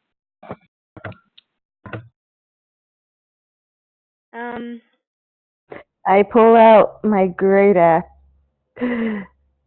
Wait, I pull out one of my javelins with one hand and keep my other hand on Cole as I walk forward as well. So to build up dramatic tension, I guess we'll say it's been about 30 seconds before Natalie actually gets there. Yes. It's been more or less 15 to 20. Probably around 24. It would, in battle terms, it would take you about 4 rounds to get there. Yeah. When you get to the very edge of the camp, you expect something to spark, something to light up. But on the edge, you don't see anything. And then you take another step forward, nothing. And at first, you just think that maybe this was hastily constructed by someone who didn't understand how dangerous this place was. And then you take another 2 steps forward, and there is a faint aura within the tent.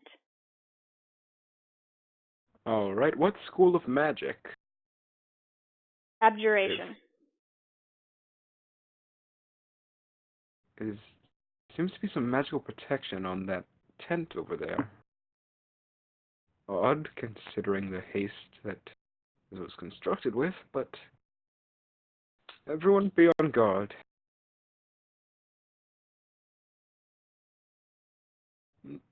As Natalie will continue approaching it, but try to open up a tent flap with a mage hand from where she's standing 30 feet away.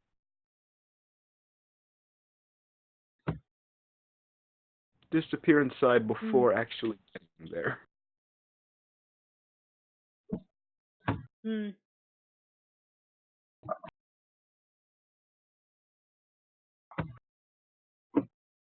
Okay.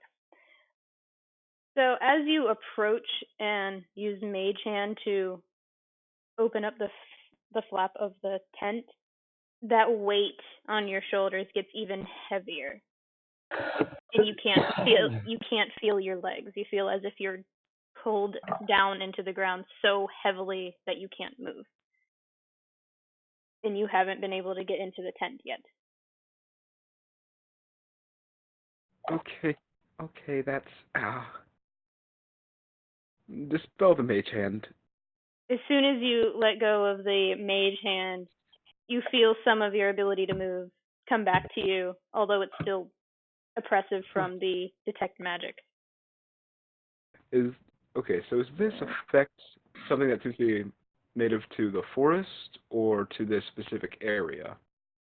Is it something I know about being an aspect of this forest? Roll Arcana. That's a unnatural 20. You've dealt with curses and the like when it comes to situations like this. You've seen a couple of people in the towns you visited where magic becomes overwhelming in a certain area and it just slowly crushes them, but this is different. This feels as if it is a response to something perceived as a threat. It isn't so much aggressive or hostile towards the person casting the spell or trying to use magic within the confines of the forest. It feels as if before it wasn't protecting enough, and so it has done something else. It feels too strong to be natural, but it is connected to the forest. That's disconcerting. But at least it means whatever this is something different.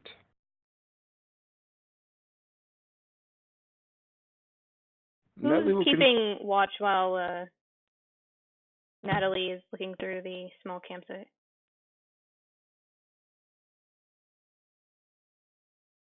I think it was Lithera and...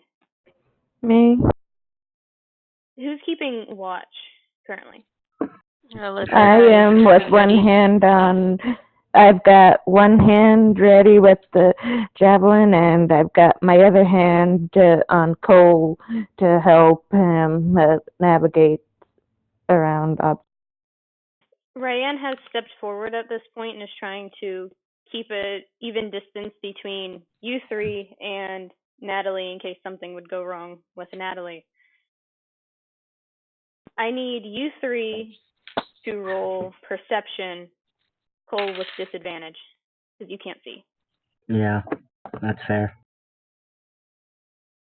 So perception with disadvantage for me. That's a 26 for me. Natural 20 and a 26. Great. I got a nat 20. And if it's something I can see... 16.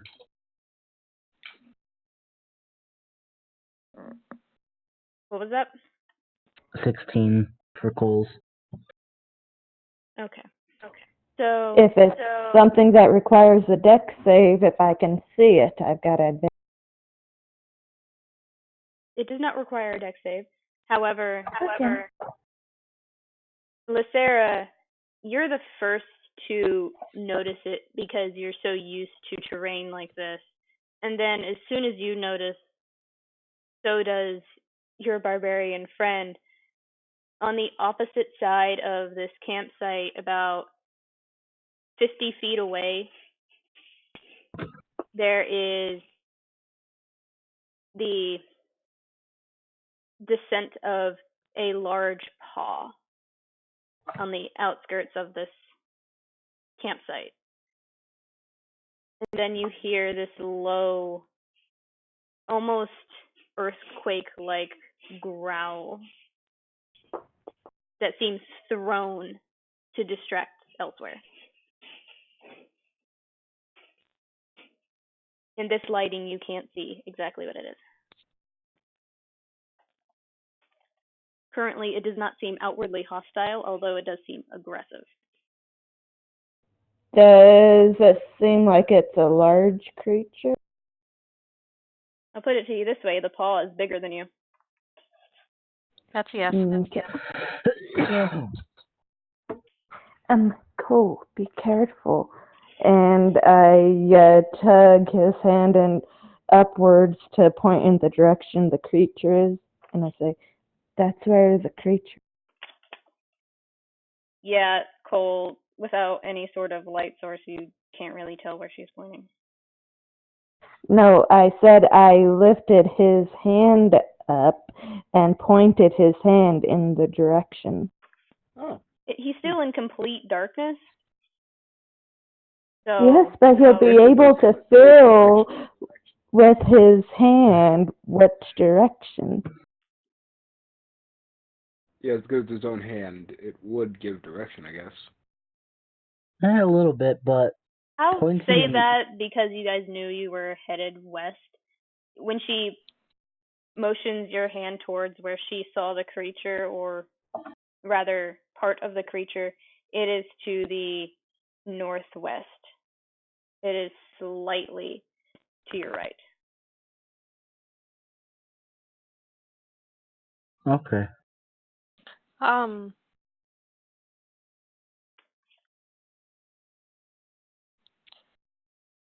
Would I be able to tell if it, with this growl, if it is a, oh god, what have I been fighting? I'm A so proud of you. manticore, a griffin, or a hippogriff?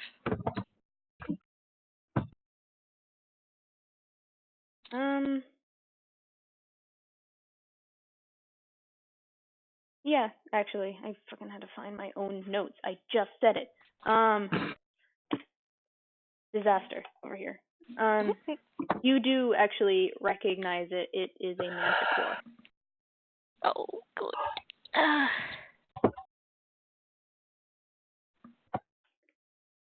As Natali continues to approach. Natalie, you don't see anything and you don't hear anything. Yep. Lithera is very gone. careful for a moment to go, hold. Manticore. I freeze. So does Natali, just in the middle of the camp, like, wait a minute, no. I need you to roll stealth, Natalie. All right. Unfortunately, because detect magic is also concentration, pass without trace does not apply and is dispelled. Here we go. Oh, good. Standard or so. And bad. What was it? 11. As you hear Lithera whisper from her place nearby to hold that there is a manticore nearby, you panic instinctively and try and scramble to hide, but immediately, as soon as you scramble, Lithera, you see another paw reach out and step into what little light you're allotted with your dark vision, and it immediately snaps to the tent as it's disturbed. Reaction. Can I use my reaction on that one? Yep. Good. Guess who's firing off an arrow? Go ahead. Gladly.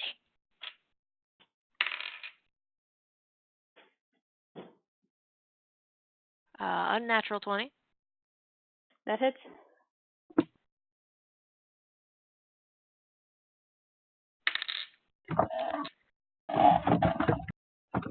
That is a 15.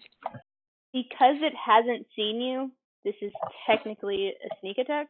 If you want to do extra damage for that, an extra roll of the same dice. Okay. Oh, all right. Let's just get max damage on both of those rolls. That's just fine. I'm okay with this. 23. So that's the total? That's the total. You, as you've been holding the arrow taut, as it steps out to where you can fully see it, you instantly let it fly as it turns towards your party member. And it sinks into the shoulder of this manticore, and it roars impossibly loud. It shakes the ground, and as it steps fully out, Lithera, For some reason, though you know this is a manticore, it is larger than your average manticore. And it looks a bit distorted in places.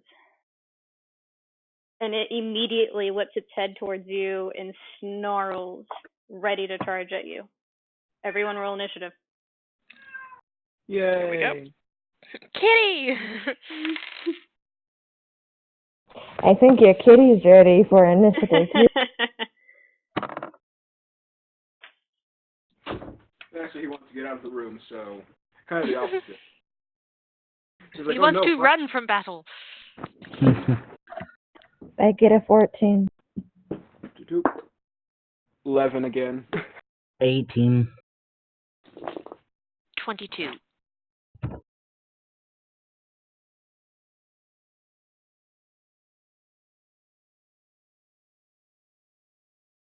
What did you get, Natali? 11 again. So 14 was to who? Oh, that's terrible. That is a terrible initiative. Oh my Jesus. So Niminue got the 14? Yes.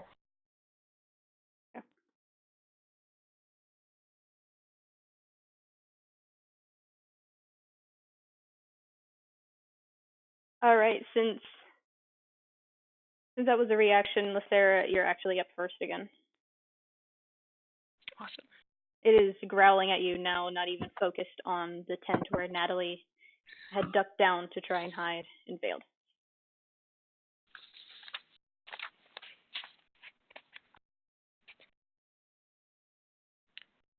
I'm going to cast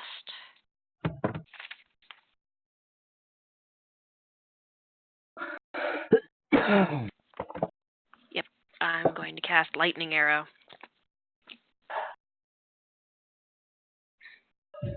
Okay. Roll to hit. Oh, that's a nat 20. Of course. Is initiative even necessary at this point? Hi. Okay.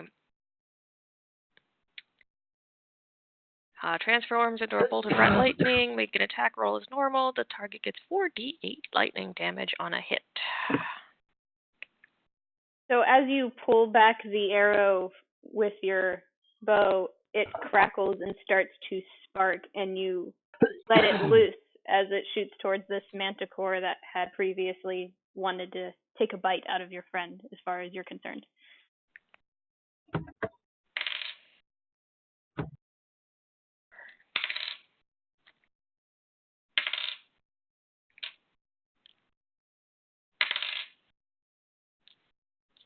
So, 2 times damage, correct? Yes.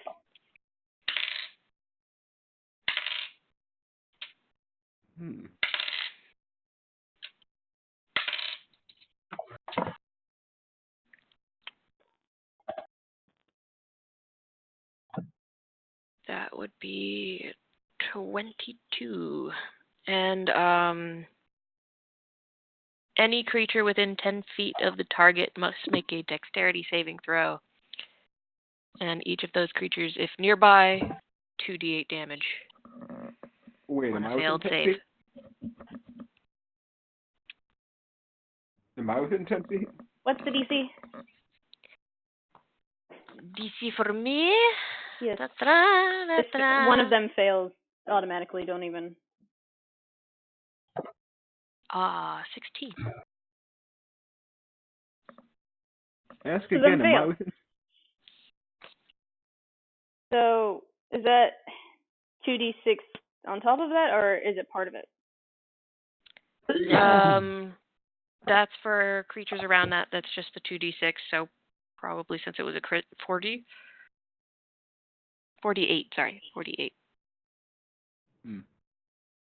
So to the manticore, how much was it? To the manticore, it's standard 48. So I rolled 8d8. Yay. Mhm. So how much did you deal? 22.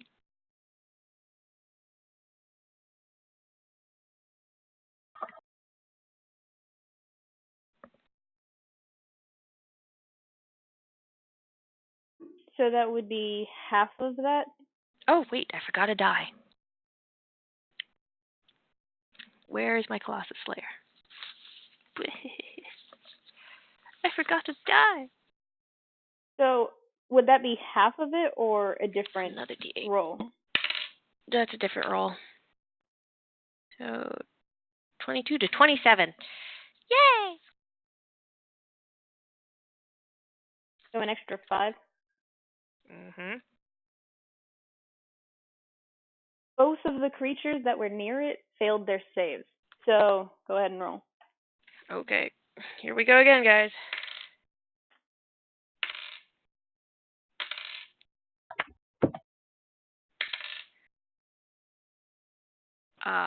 15 for one of them.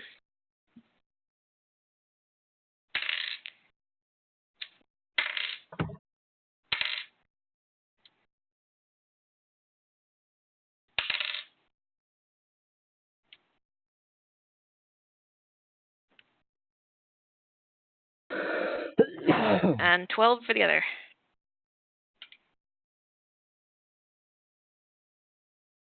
Okay.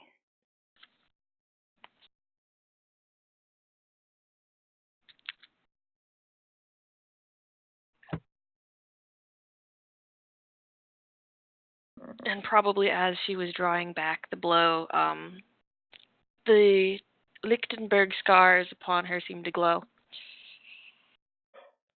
All right.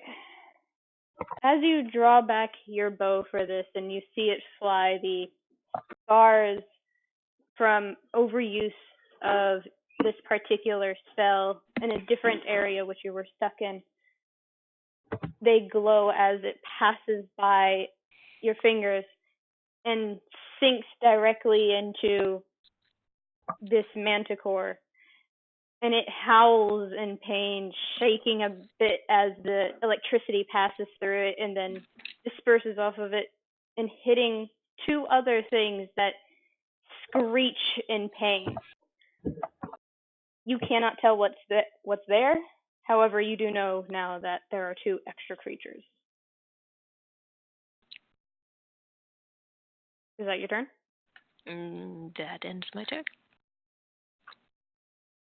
Oh, wait, I do get a second attack. Never mind. Derp. Let's More do it surprise. again. Let's do it again.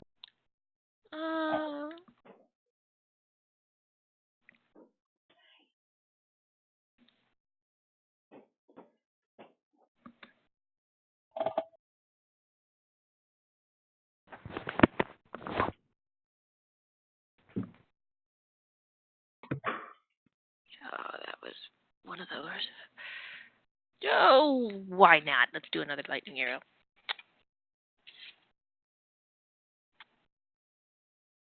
Start this out right, shall we?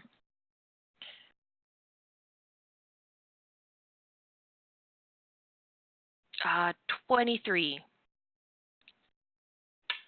Are you headed towards the manticore? The same manticore, yeah. That It worked so well last time. Why not?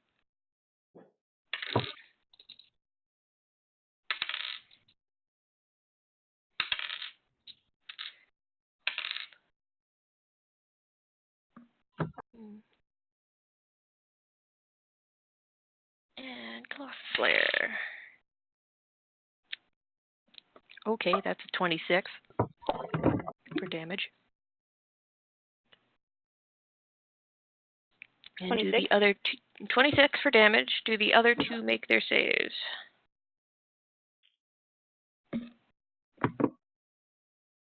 First one fails. Second one fails. Well, here we go again. It's not good. Their scores are not good.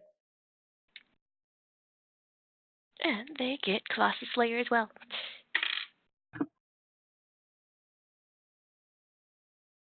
So the first one is 11.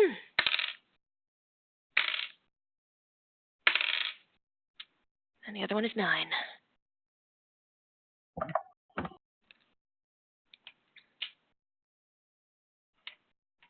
Beware the archer. Okay. So, question for you, DM. mm-hmm. Since this is a lightning attack, would any of the light off of the attack show off our attackers to Cole? It would show off the manticore, however, as it disperses into the trees and hits something there, the light is swallowed. Okay. So, Cole, for a second, you do see the manticore that you were directed towards. Okay. However, now it is the manticore's turn. Yay. After being shot at twice with lightning. I believe it was 3 times, actually. Yeah, 3 times. You're right. Yeah. I've done this. After being shot out 3 separate times by the same individual, looking really rough at this point, but it is angry enough that it still charges in your direction. And even though it cannot reach you with 30 feet, it is going to use its ranged attack with its tail spikes. That is a 22 to hit. I'm pretty sure that damn hits. Ooh. All right. Where's my D8? Oh, God. Have fun with that. Problems, man. About cats.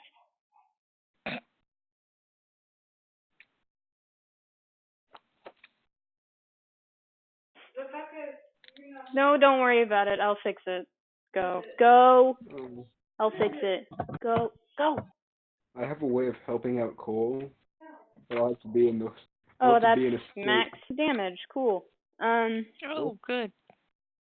So as it throws one of its tail spikes in your direction, you try to duck out of the way, but it's still too fast, and it digs into your left bicep for 11 piercing damage.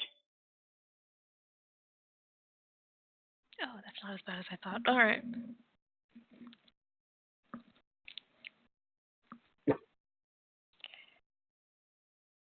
And it can't reach you, however, it's still trying to get to you. And that's its turn. So, Cole, you're up next. Alright. Hey, it's me, the person who can't. I need you to roll anything. perception, actually. Me? Okay. Since it's sound-based, I won't give you disadvantage. Okay. 12. Not that hard to hear. You hear the manticore start to move in the direction of where you saw Lithera. Pardon, you cut out a few times. Of course. It's quite funny, actually, because around that same moment, my cat decided to try and steal a couple of my die. Good kitty. Tried to steal the D4. Okay. So, with a 12, it's not that hard to miss this. So, you hear it charge past you, ignoring you and Niminue entirely, and heading towards where you saw a flash of Lithera as she set off the lightning arrows in quick succession. Does that mean the 2 of us get an attack of opportunity? No. It is a little bit too far away for that. Oh, okay. It's about 15 feet away from you. If you take a shot, you will be at disadvantage because it is a moving target in darkness, and you do not have dark vision. Can I vaguely see it, and can I use Sniper's Mark on it? Currently, no. No? Okay. You have to see it in order to do Sniper's Mark.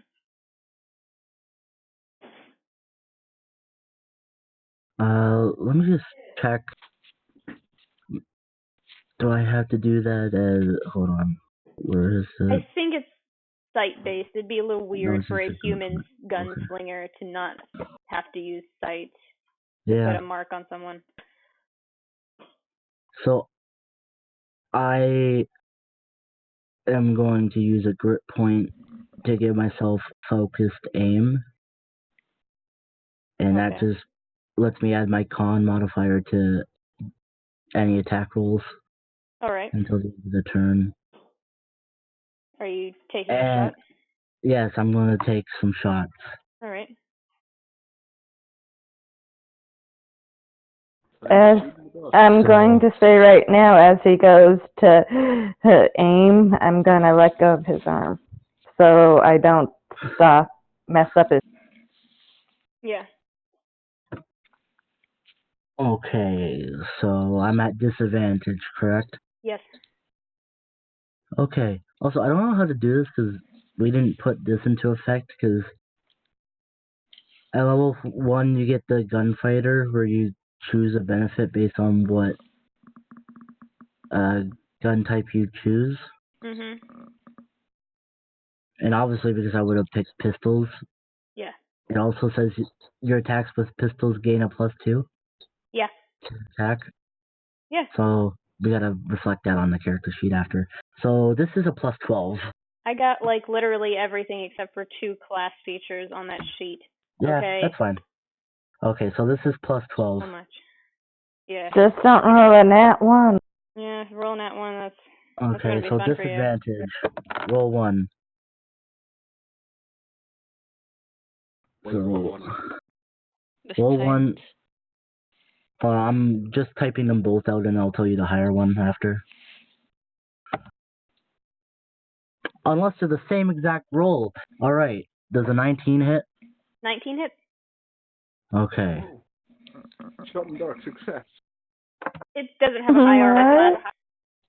It really doesn't. How close is it to Lithera? About 20 feet away. Okay. So this is just normal damage. Mhm.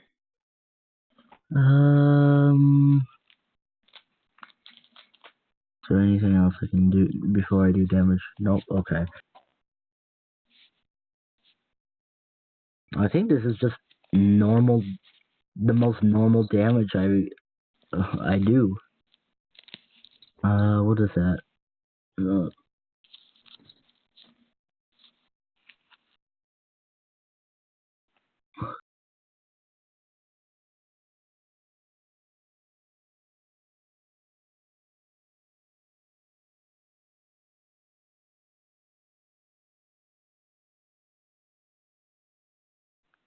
I think this is the right damage. I'm actually typing this one out because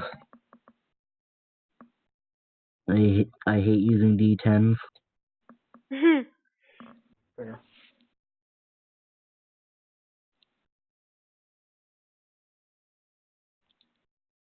So first shot does 8 damage.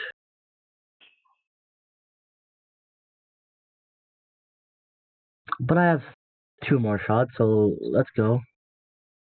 Round 2, Electric Boogaloo. First roll. Oh, that's not bad.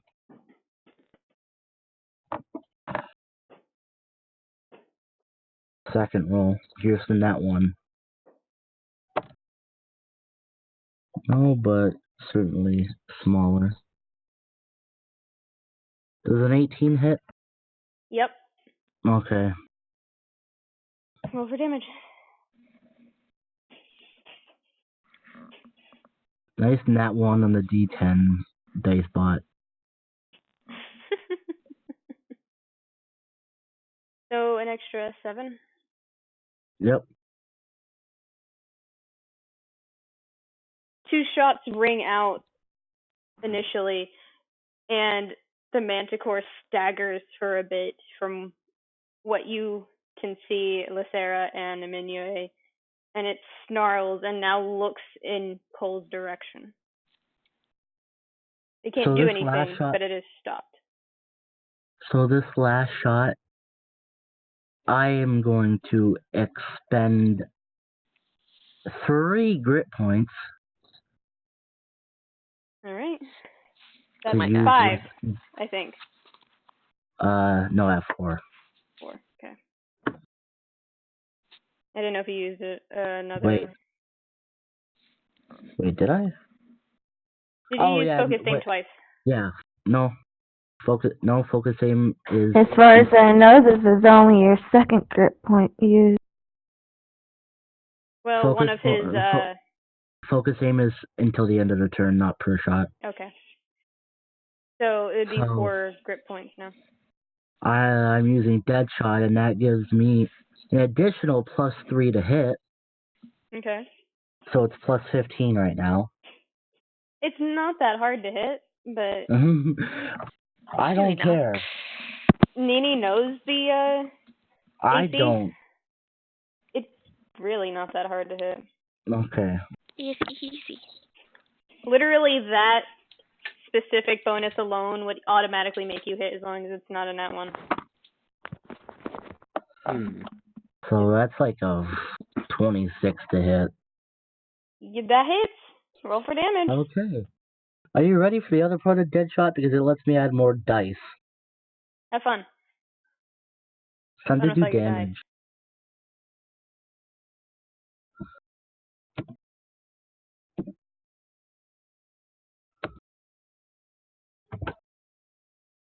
And that last shot does 30. Okay.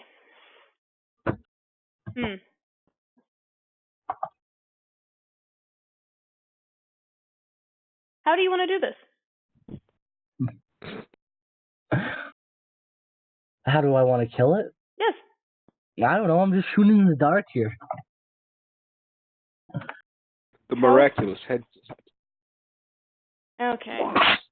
It turns its head towards you after the 2 first shots that you take at it that make it stagger and look towards you. And it goes to take a step forward, but you focus your aim, grin, and pull the trigger, and the shot goes through between its eyes and goes out the back of its head, and it staggers 1 step forward, another step, and then crumples to the ground in front of you. You only hear the crump of a body hitting the ground.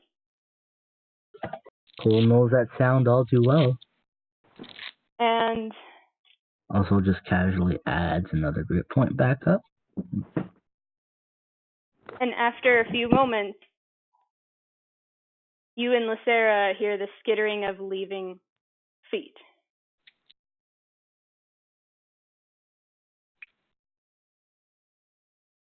Like I said, initiative was not needed there because someone decided to do 50 points of damage right off the bat. You're welcome. And then someone else decided to do another 50. Yep. And I didn't even get a chance to. No, nobody. Don't worry. Apparently, Lithera and Cole just look at each other and go, "We don't need these motherfuckers." Cole especially doesn't look at anyone in the darkness because he can't see, and it's just like, what's that? A sound?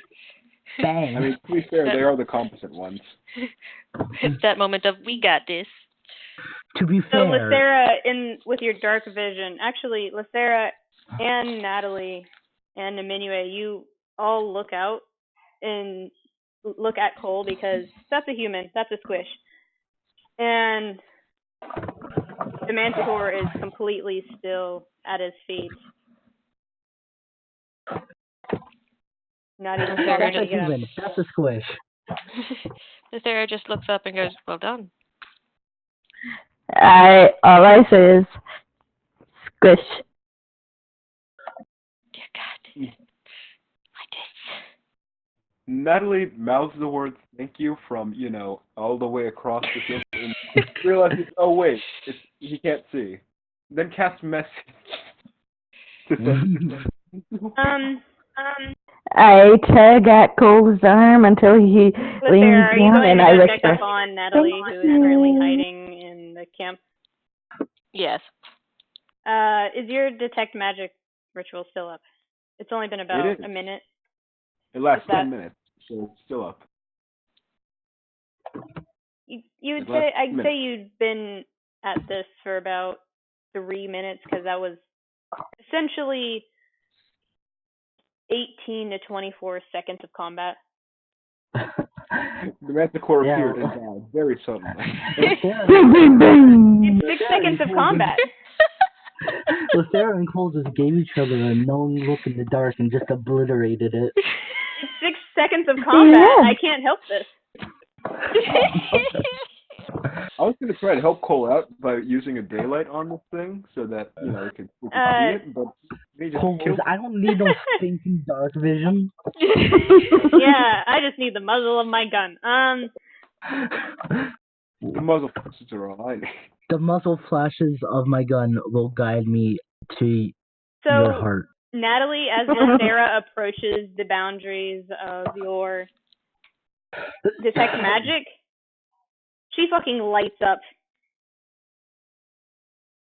Her entire body is cast in a aura of light. Natali gives Lithera a very quizzical look, like, okay, Are you still holding your bow? Yes. Oh boy. Now I have to get into just what the like Lithera's just a human race. Yep. Wait, here's my question.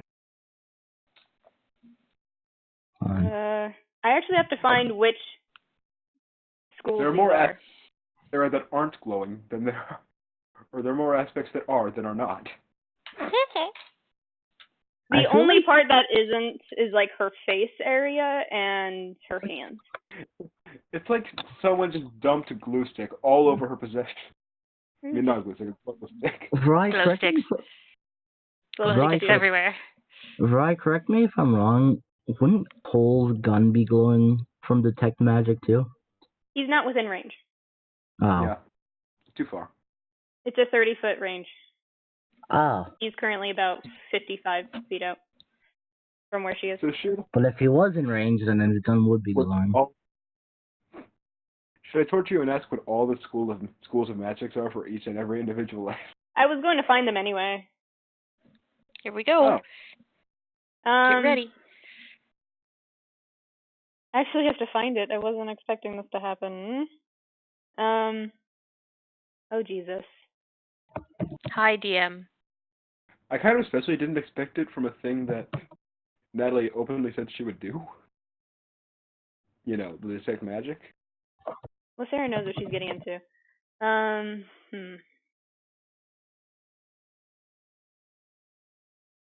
I'm having problems. Okay. So, the first thing you notice when she walks into view of both proper and not on the edge of your dark vision and within 30 feet of your ritual spell, her bow has glimmers of both necromancy and divination on it. Her chest piece has enchantment on it. And the bracer she's wearing also has a hidden, partially enchantment on it. You have a couple of other pieces. Do you have them out? The pendant.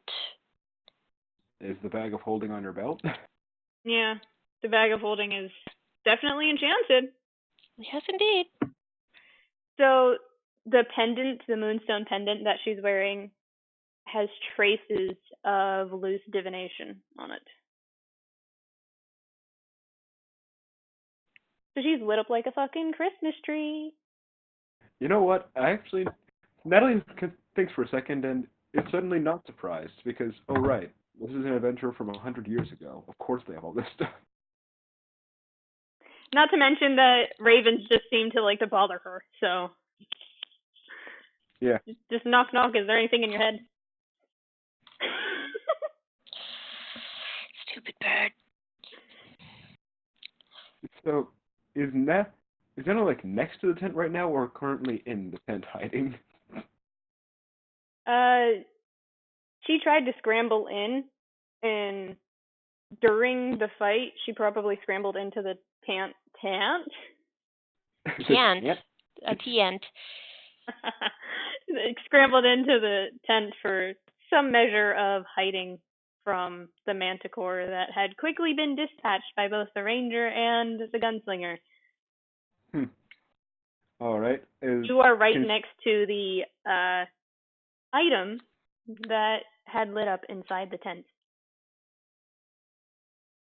Can she see what it is? Or is it like a vague force? It is both a vague aura around the tent and coming from this item, and it looks like an amulet. From what you see, it is, as you had seen before, it is an abjuration amulet. It is meant to protect from something.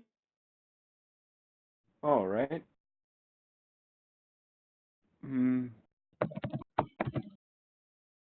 Natali will message to Lithera. I found an amulet here. If you give me time, I can identify it. Also, you're wearing like 20 different magic things. What's up with that? Lithera looks about like she's trying to debate on whether or not to rub at her temples, but decides rather than do that to just keep a hand on her bow just in case. And it's time for an identify ritual.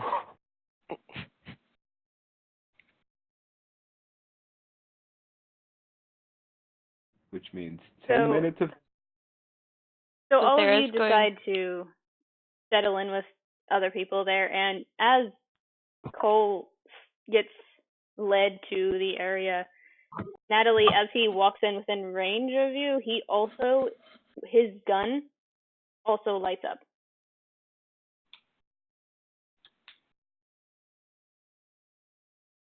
No, I would say it doesn't surprise me with how much he shot things really well. But at the same time, I haven't seen him shoot things aside from just now. Hold on, Brad. That was a magical shot, so no, I'm not questioning that. If you want to know exactly what school of magic,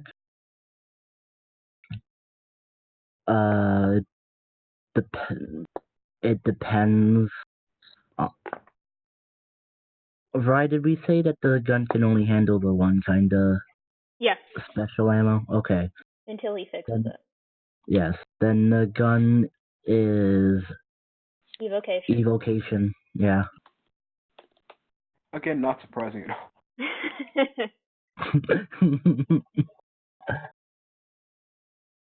Oh my god, my list of items that you guys can find. Jesus. Wait a minute, all the confident ones have magical items. No wonder. Oh, Jesus. Natalie looks at the amulet. Maybe I can be competent now. Oh my god. You're so mean to yourself. That and the bullets are the only magical thing Cole has. Oh, it's so bad.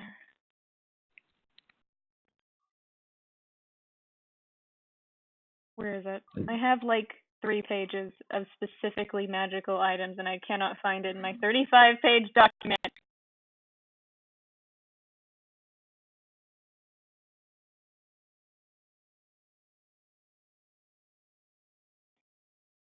Can you do a Control F, to find the word?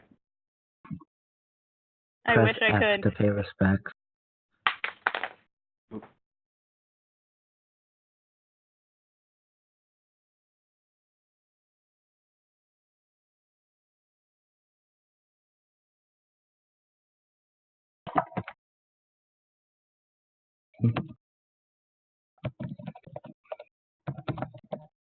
There it is.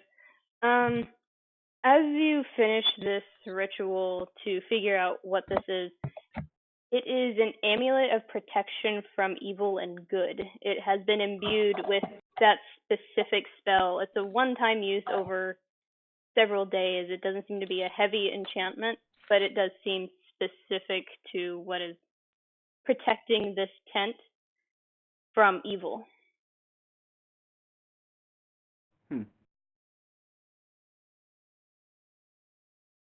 Well, I already know that spell, so it's...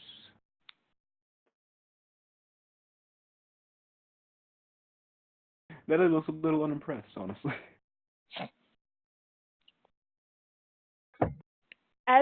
Here's the thing, as you continue looking at it, and unimpressed at first, you notice that the specific creature that it's guarding against are fiends.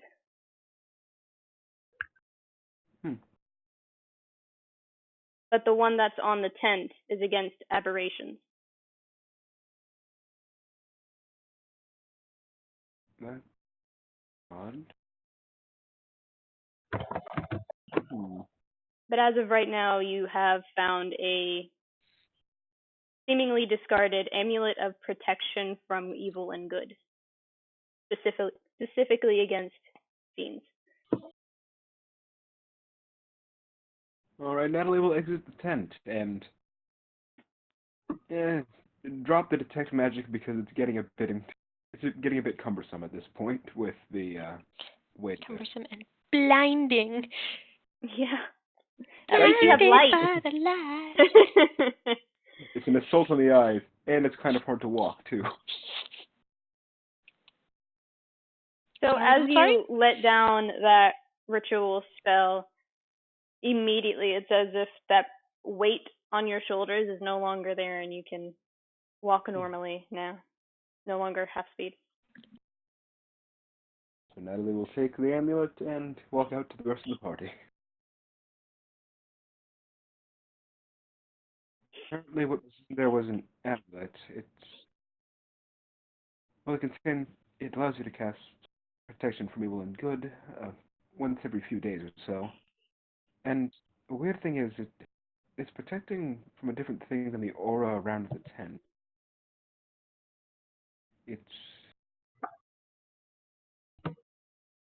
I'm not quite sure how that was done.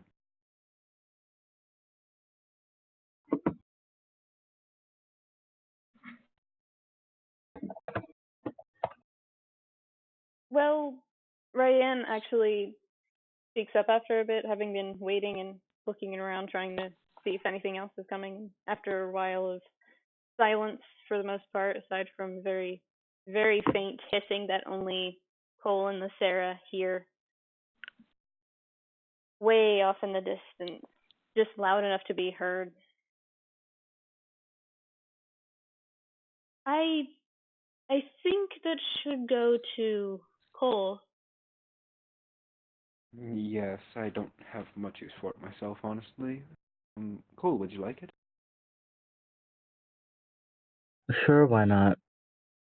It does require attunement.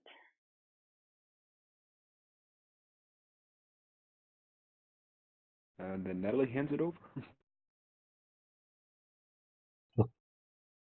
We'll cross that bridge when we get to it.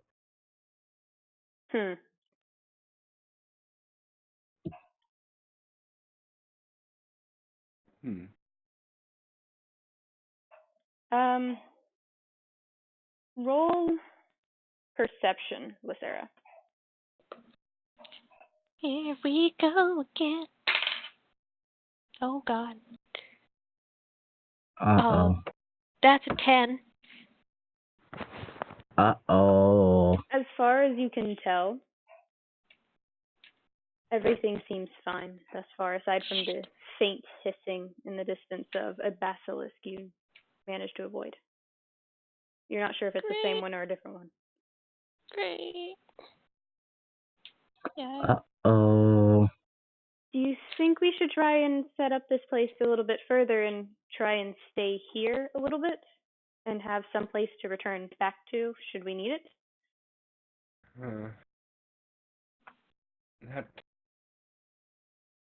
I'm not sure.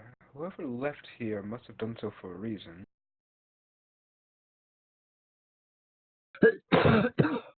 Unless that reason was just dealt with, Small, as she small gestures note over to the for you, Nessie, because I didn't quite think about that. Thank you, Nene. You're welcome. Cole actually does have another set of magical items underneath his shirt. Oh, right. You forgot about it too. I'm so glad at least one of us remembered. Magical Oh, item right. interrogation It will come when has we're not. specifically divination on it. Okay. Yeah, magical item interrogation will come when we're not in a forest with manticores and Delphos. It's not the most present. I love that reaction. Just, oh, fuck. Right. I love you. Why? I wasn't thinking about it because I'm not over here trying to out his backstory. Don't worry. Too bad. It's something to know. Yeah. I have detect thoughts and detect magic. You can't hide anything from me. How dare you? Uh, Or can I? What about Batman levels of psych?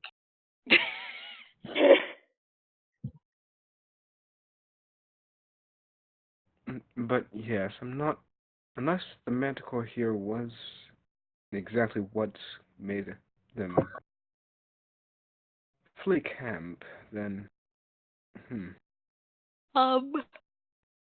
Since Lithera knows about manticores, can I look around and see if the manticore was the reason for a fleeing camp or no? Roll investigation with advantage because you've dealt with manticores before.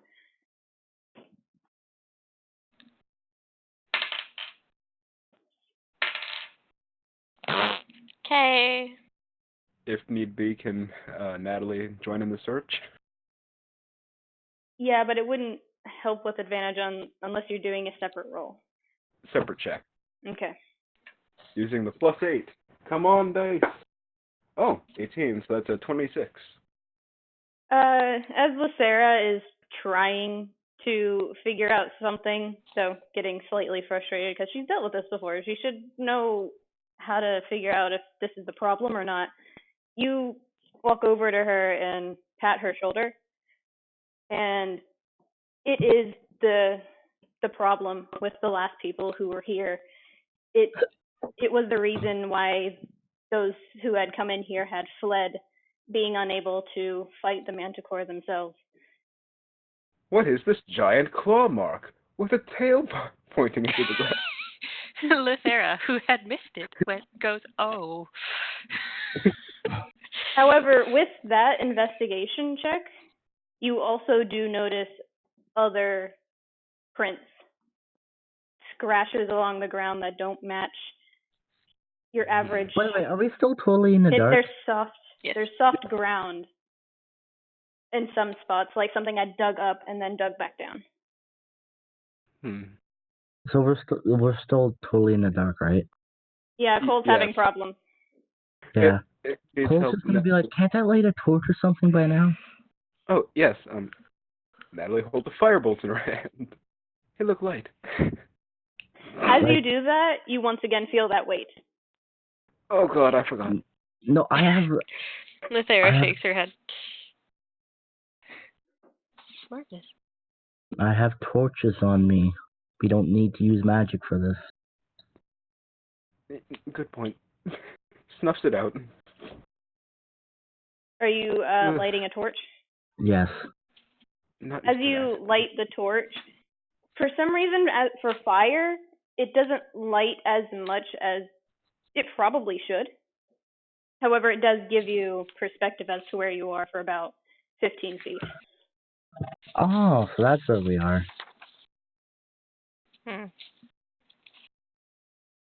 You would not believe how hard it is to shoot based off sound. Well, Lithera just smirks, like, that's an understatement, but thanks. And a little glimpse of light.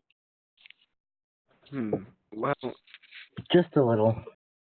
I believe Glad the to be of Manticore assistance. was... He's like jokingly saying that towards Lithera.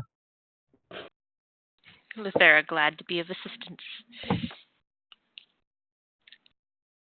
Yes, I believe the Manticore was the main issue here, but it's not the only one. You definitely need to be on watch just in case. So are you guys setting up here, where there's already something set up? Yeah. It is a better place than in the middle of the woods where a basilisk will just happen upon us, but Yeah. So there's still... I'm actually checking something.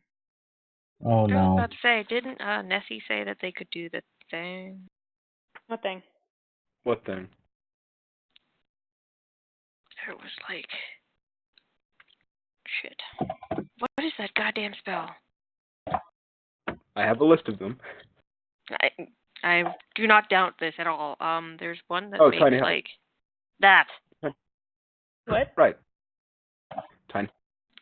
Not morning. Tiny hut. You could, if you want to. Oh, right. If we're setting up camp, then I can just set up a tiny hut. It's a little force field, basically. I've been in one. They're useful. Oh, yes, very. It's great for keeping safe if you're, well, out like this.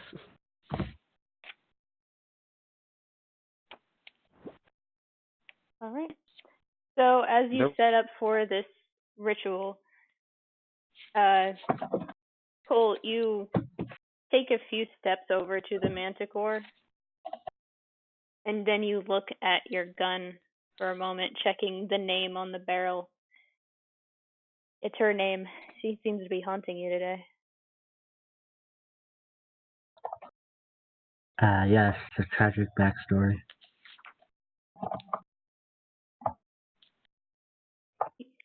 You laugh for a moment to yourself, finding it ironic that something infernal would haunt you. And then you go back to the rest of your party.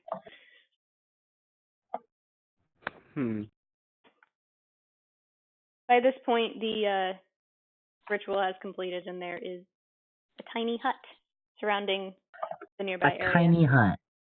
It's 10-foot radius hemisphere. We'll say it glows with a soft green light to be a bit less conspicuous. A giant fluorescent. Oh. Honestly, all I can think of is one image of a bunch of weasels underneath a small light. So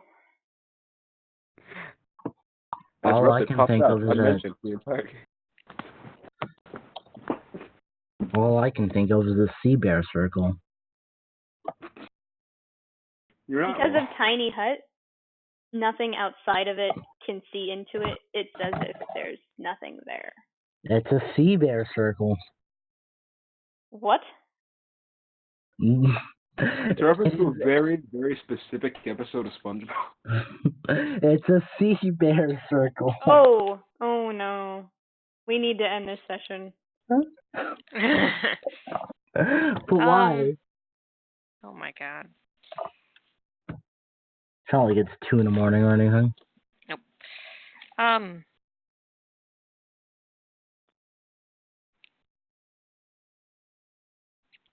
Yes. Sarah is going to look around one last time and put down a few caltrops just in case. Lithera, as you kneel down to start putting these around, you feel a weight on your head again. And then a bonk on your forehead. I swear to God, I'm going to strangle you. Another bonk. All right, that's it, and shoos him off her head. It flutters up a little bit, and then just if a bird could smile, It would. And then it settles down on your shoulder.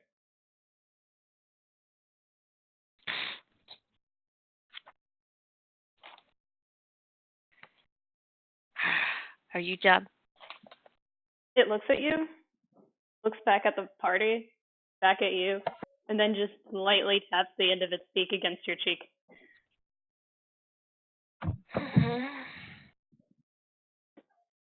Annoying bird. Annoying bird. Then there's the ever quietest of caws from it. It still hasn't moved its beak. Lithera just lightly reaches up, takes hold of its beak. Just that moment of Bird friend.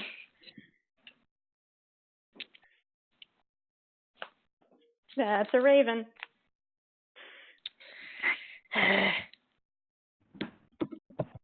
When you do that, Lithera, it goes quiet. However, it does like wiggle to try and get out of the grip. Lithera smirks a little bit, keeps her fingers there for a minute before letting go. It like opens its beak and lightly tries to bite your fingers.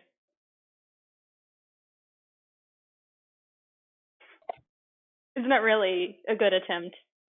Just like rude kind of thing.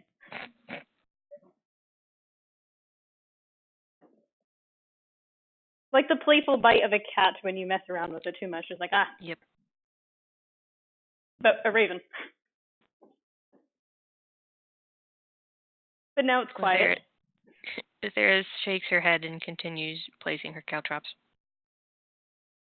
How many are you placing?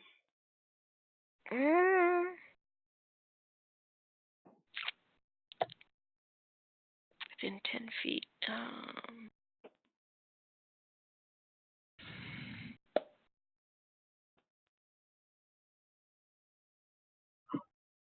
10. All right. So you watch as Lithera, Natali, you watch as Lithera puts caltrops around where you all are laying down, at least for now, to try and take in what you have just learned about this forest in particular. And then closes up her bag and walks into the range of the tiny hut.